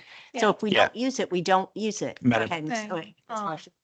When a contract comes up to start this process, you guys have to approve it anyways. Yeah, and Madam Mayor, I understand what you're saying. That's not where I'm getting at. So there's a two-pronged questions. The drawdown is correct. Yes, we pay the money up front, we invoice it, we get the money back. The organization's not in good standing, and I don't know what the audit process is at the state, but if they see you spent this money for a nonprofit organization, that's what the intent of the money is. So they say, oh, we're not invoicing this money because you didn't meet the criteria of the grant. Granted to the town, not whatever organization that it's granted to the town. The So- intention, Yeah. Madam, okay, all right. Maybe we're going too far in the weeds. Madam Mayor went to the Board of Public Works and testified to have these funds designated to the town of La Plata for a facility involving the Dorchester Community Center. That was the testimony before the Board of Public Works. And Lieutenant Governor Miller was indulged of Madam Mayor's presentation. The intent is to be used for a facility to support the Dorchester Community Center, not to build a parking garage for the town of La Plata, not to make our grass look greener, none of that. I understand it's awarded to the town, but for the purpose of Dorchester Community Center. So council wants to take it out, I'll take it out. Well, These aren't my. Well, I'm I just- asking- I just report it. yeah, I don't make the decisions or what goes in here. I report based on what the department Yeah, and the town I- manager directs. and I agree with that. I Yeah. agree with that. The We should- the original, we will, Mr. Will of the council. The original question was, when was the proper time to motion a recommendation to remove it from the budget? And Madam Mayor referred to you. Yeah. well, So, Ms. Larson, a question for you too. So if we keep this money in and we start drawing down on it, there's some type of reporting, right? Yes, we have to report it. So it would never be for a parking garage. It would be, but the check, to your point, what you said, that it would be made to the town of La Plata, not to Dorchester Community Center. We had made an agreement. That's why I went up there. We have advocated for the Dorchester Community Center. I don't see Councilman Johnson, I see where you're going with, you're taking one step further and saying, what about operations? That is, we could have the Boys and Girls Club come in. They opened down in Indian Head. They're up in, they're opening one in Waldorf. They could come in. What the Dorchester Community Center did not want was they did not want it just to be academics and tutoring and they wanted sports. Well, that didn't align with the Boys and Girls Club. That was one of the things that stalled everything, is because of a disagreement with that. I think we are getting too far in the weeds. It is so easy to pull that out, but it's almost like a slap in the lieutenant governor's face to say, hey, we went back up there and begged for it. And there's a whole nother story on why that the 750,000 has not been given to us again. And Ms. Larson has been working very hard on that. It fell through the cracks, but I think it's a slap in the lieutenant governor's face to say, we're not even going to put it in the budget now. It's there. We have 4 years to do it. Why not start? And we can roll it over the next year.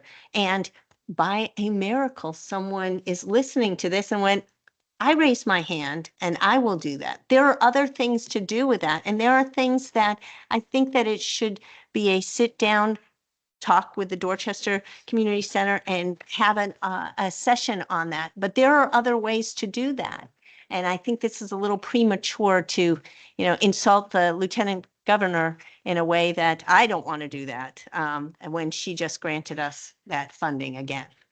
Thank you, Madam Mayor. There is no insult to any member of the Board of Public Works. I recognize that this funding is available until July 1st of 2029, which means we have those funds available to draw down at any time before then. My concern is if we had someone ready to go for the program, because that's what the facility is for. Back to my original question, and maybe I asked the town attorney, what is the appropriate time to make a motion to remove something from the budget? My understanding is you're going to pass the budget at your next meeting. Is that correct?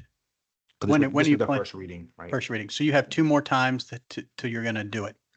So obviously between now and then, and it seems like there were some other questions in here about like merit increases and things like that, as somebody who's watching, we discussed it, but nobody said, put that in the budget, which is converse to take this out of the budget.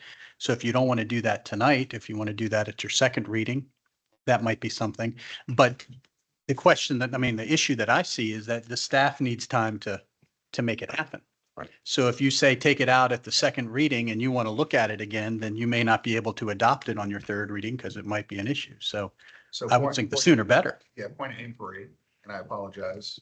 I think we can make these motions tonight is what I'm hearing to add or take away from this budget because the record is closed and we do not necessarily need to move forward with this version. Do I hear that correctly? That is correct. And I would guess the mechanism would be you would take a consensus about what you want to do, Sure. right? So, And then you'd ask the finance director to figure it out, and because you're not going to come up with money, right? You're not going to say, take this number out. You're going to say, I'd like a merit increase for X. so we've had a great conversation tonight with the subject matter experts coming up. There are a lot of opinions that the town council, the mayor probably have. Before moving forward with this next discussion, which would be ordinance 2505 for the actual planned budget, because we just approved the fee schedule. This is where you're saying after a motion has been seconded or before the discussion where we're making those motions. That's what I'm. I would say that you'd want to introduce the budget. That's tonight, right? So you're making a motion and a second to introduce the budget. This Okay. is the budget now. It's not, and then you can make motions to make amendments. So, Tonight. understood. Sure, right? Tonight is only for introduction, so there is not a motion tonight. And But they you're going to would- move to introduce it tonight. Correct. So we have the fee schedule that is moving forward. We Right. just have to see if we're moving the financial plan forward for introduction. Right. So the next thing you do is you now make motions to adjust what you want. And if you're not doing it tonight, then it would be at your next meeting before it becomes a final. And is this, Ms. Larson, so this budget that we are moving forward, we want to change a little bit, but stay within, if it's $1 million, I'm just going to use silly numbers. If it's $1 million, we're going to stay within $1 million. We're not going to go $1.1 million because then that's creating a little bit more chaos. Can we funnel it through acting town manager Minor and say, these are the things that we are looking to do? And then we have a discussion on it at our next meeting, which is next week. My only concern is timing because this budget has to be approved 15 days before it's adopted, and that would be effective July 1st. So you'd have to do it 15 days before that. So if we introduce the ordinance tonight and next week we come in with trying to get it in by Thursday for a Tuesday meeting, if we introduce, which is You going to want me be. to make changes for Tuesday? Because that's our next meeting. Then Yeah, we go well, June, I do need time to do it. I have other things. I'm working on other projects that have to Right. get done too. So if you're gonna make any changes, I would rather know about it now than trying to. are we figure out making a later. motion to change those tonight? Or are we having a consensus to say we would like the budget change? Because we don't have the numbers. If we say we want a merit increase, we don't have the number, so we can't say it's $66,250. Well, depending on what you're asking for, I can tell you if it fits in the surplus or not. Right, well, you can Right now, tell I us can that, give you but, kind of an estimate depending on what you're asking for. but we don't have to make a formal motion on that. I would want down to the penny that we are going to impact this budget by X amount of dollars. So is it a consensus of the council to say yes, and then we adopt it at the next meeting, that you say, yes, we can do that, and I'll give you the final So numbers? You would introduce and adopt it at the next meeting? No, we're introducing it this Introducing it? time. So hypothetically, we say that we want to give a we want to give merit raise, and it's going to be $50,000. I know it's a ridiculous number, $50,000. And you look at it and you're like, okay, yes, that can happen. It may not be 50,000, it may be $50,215, but you say within this parameter, we can do that. We can make I don't know if we make a motion or a consensus to impact the budget, because we're not, yeah, Jay, please help me. So I'd break this down very simply. You're going to introduce the budget that we have all in front of you tonight. Motion, second, it's introduced after you take that, because you got to introduce it before it can go through the rest of the process. After you do that, my thought is you would take a consensus or a motion or a vote, however you want to do that. It's all the same thing, just to see if a majority of you want to do a certain idea. For example, and just hypothetical, the one you were talking about, maybe your colleagues don't want to take it out of the budget. We should find that out before she goes and does the work for next week. And so, and maybe like the merit thing is, I'd like to do this. Can you see, you could work me a 1% merit increase? And then you have that to work on for next week, where you would actually decide what it is. And then you come back to us, and then you give us, based on the information that we just gave you tonight through consensus or through a motion, here is the final one. This is a doable do. It's not a doable do. And when do I have to have this by? Well, we're going to give it to you tonight, and then we're going to give it to you, and it would have to be Tuesday if we're staying on schedule. It would have to be on Tuesday, but she's asking when it's due. Could we have the due date later than noon on Friday to you guys to review? When are you able to do?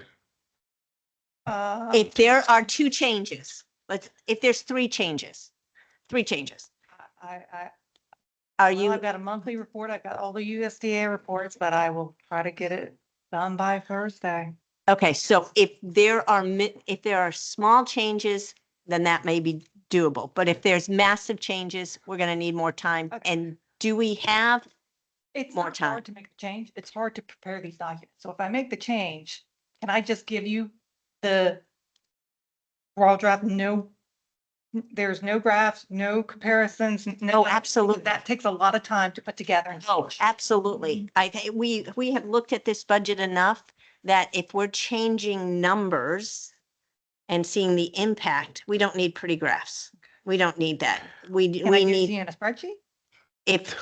I can read a spreadsheet if the rest. of the Yeah, I council think as can long read a as the spreadsheet. will is adhered to. Yes, don't overthink this. There's going to be, should there be that. Councilman Sampson? And then I never. Yeah, I just want to make a statement. I'm all for whatever the majority wants, but I believe we ought to step back for a moment and just think about what we're saying. The budget, and I'll be the first to say, I personally do not like this budget. However, that being said, if we make changes, there were reasons the budget was put together the way it was, whether I agree with it or not. I am concerned that we're going to impact things that we don't understand. And I can't speak for anybody else, but I'll be the first to say, I am all for giving the employees a raise. I want to take care of the police officer. I want to do all these things. But right now, nothing that I see in that budget, and like I said, I didn't speak too much because I read everything and I studied up. Nothing I see that if we start changing stuff will, I believe, turn out the way that we think it will. I think there's second and third order consequences that we, meaning all of us, don't understand yet. And I just caution that we might need to just step back and say, okay, just whatever our feelings are, swallow this one and fix it in the next fiscal year and get it right. And also, we will see what our revenue projections are in the next fiscal year, and then try to take care of those people that we all talked about taking care of or promising. That's the only thing I want to say. That I'm just not sure that, sometimes you move too fast and you break things. And I think if we break it, then we own it. Well said. We did that in 2017, inherited a budget in 2021, and we took a beat. We inherited a budget. And then we were able to work with the treasurer and adjust it as the time went down. And as Councilman McCormick said, in the military, they tell you to take a beat for 90 days. Well, we're 6 days in. We're 6 days in. We're nowhere near 90 days. Councilman Johnson? Thank you, Madam Mayor. Thank you, Councilman Sampson. I appreciate your point of view. There sounds like, Ms. Meyer, you gave me as much information you can gather with the Dorchester Community Center. There sounds like there's more conversations that there might be somebody taking this program on that we weren't privileged to. Because to his point, we don't fully understand the scope. I got a lot of information between last week and today that supports Ms. Brian Ward getting the filings, et cetera, and then there's a indication that somebody might step off of the board. I would hope, because it sounds like whatever the will of the council is, that when we do designate these funds to a facility for the Dorchester Community Center, there is pressure from the town to ensure that a board is up and running to take care of the facility for the intended use. And that would be my 2 cents about it. All right. Do you have something to say? I think I would like to just acknowledge what Councilman Sampson said, and I think it was some really wise advice, and I'm inclined to take that advice myself. I think we heard some new things here tonight, and I think I worry about those second order magnitude events as well, right? In the amount of experience we have kind of navigating this now, like we're really deep dive in this, but we don't have as much experience as we would all have wanted to have, right, with this budget yet. So I'll just leave it at that.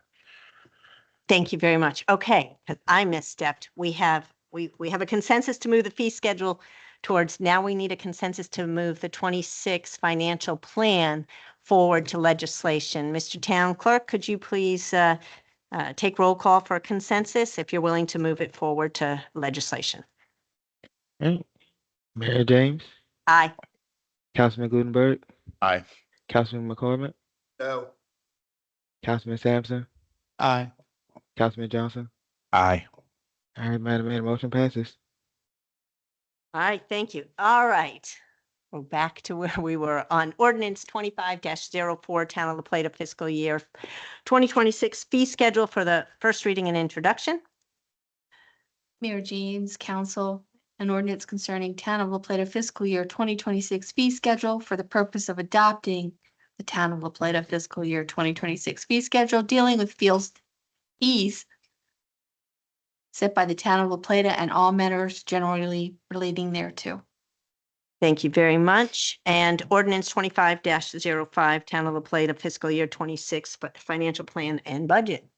First reading and for introduction, an ordinance concerning Town of La Plata fiscal year 2026 financial plan budget for the purpose of adopting the Town of La Plata fiscal year 2026 financial plan budget and all matters generally relating thereto. All right, thank you very much. Anything that we need to talk about before we go into new business? All right, going on to new business. Sorry, I thought Councilman Johnson was going to say something. So to protect the rights of the minority in accordance with Resolution 2301, Mr. Town Clerk, if you could please write down my words for the minutes for next week. I voted no to move forward with the new budget because I think we had 4 separate subject matter experts come up here today and clearly defined the secondary and tertiary effects to the government in a way for the things they requested.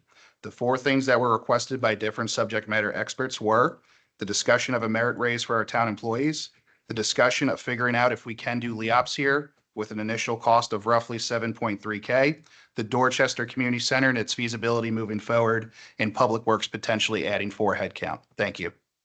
All right, Thank you very much. We will go on to new business reports from mayor and town council. We'll start there from Councilman McCormick. Yes, so our first meeting, assuming it goes forward, because it is going to be on a holiday for Keep La Plata Beautiful, will be next Monday. So looking really forward to that. Thank you. All right, Councilman Gutenberg. Yeah, I had the my first meeting with the Historic Preservation Commission this week. They are working on a soft opening of the firehouse, and so there was a lot of discussion on the overall kind of costs that they're tracking for that. And there's still a lot of decisions to make, and so they're working through those to get to that soft opening in, I think it's November, if memory serves. Yeah. That's great. And thank you. I'm sure that was such an educational meeting for you. And Don is an expert. I mean, literally an expert on HPC, so or historic preservation. So that's, I'm sorry I missed that one. I'll have to watch the video. Councilman Sampson? Nothing at this time. Okay. Councilman Johnson? Yes, ma'am. Thank you. I met with the Parks and Rec Commission on May 14th, and we had a in-depth presentation, or I had an in-depth presentation regarding the Pine Grove Parks, the community garden and protection court. Ms. Minor provided an update on Wills Park and a little bit of the work going on behind the scenes with the amphitheater. So as I continue as I get familiar. As I gain more knowledge with this new commission, I'll have more to update. Before I close out on the reports, happy Police Week to the Plata Police Department and then to our Public Works team. Thank you for all that you all do, and happy National Public Works Week. Thank you very much. And my report is Friday is the day we have, and it's supposed to be beautiful. I really didn't look at the weather. I am just going to, no, come on. Positive vibes. We have our opening band coming in for our summer concert series. I know that Lucinda has been working hard to get that all in order. We will have a Memorial Day, a laying of the wreath, as we do traditionally on that Friday to kick off Memorial Day weekend. And I know the American Legion holds their Memorial Day ceremony, and it will be Monday at 11 o'clock. I encourage everyone to just take a moment, if you can, to come on by there. Barbecuing is always in the afternoon, so 11 a.m. is when the ceremony starts. And it's our time to reflect on what that day truly means. With that, we have a reason to go into closed session. Do I have someone who would like to make a motion to go into closed session? Important inquiry, can we just say said motion? I know that the last town council had to read a whole thing and I don't know where that is. We have to, for the record, it has to be spelled out, but I do have it. Okay. If someone else wants, well, I can say, all right, I move to go into closed session in accordance with statutory authority 3-305B7 to consult with counsel to obtain legal advice. The topic is legal update. Do I have a second?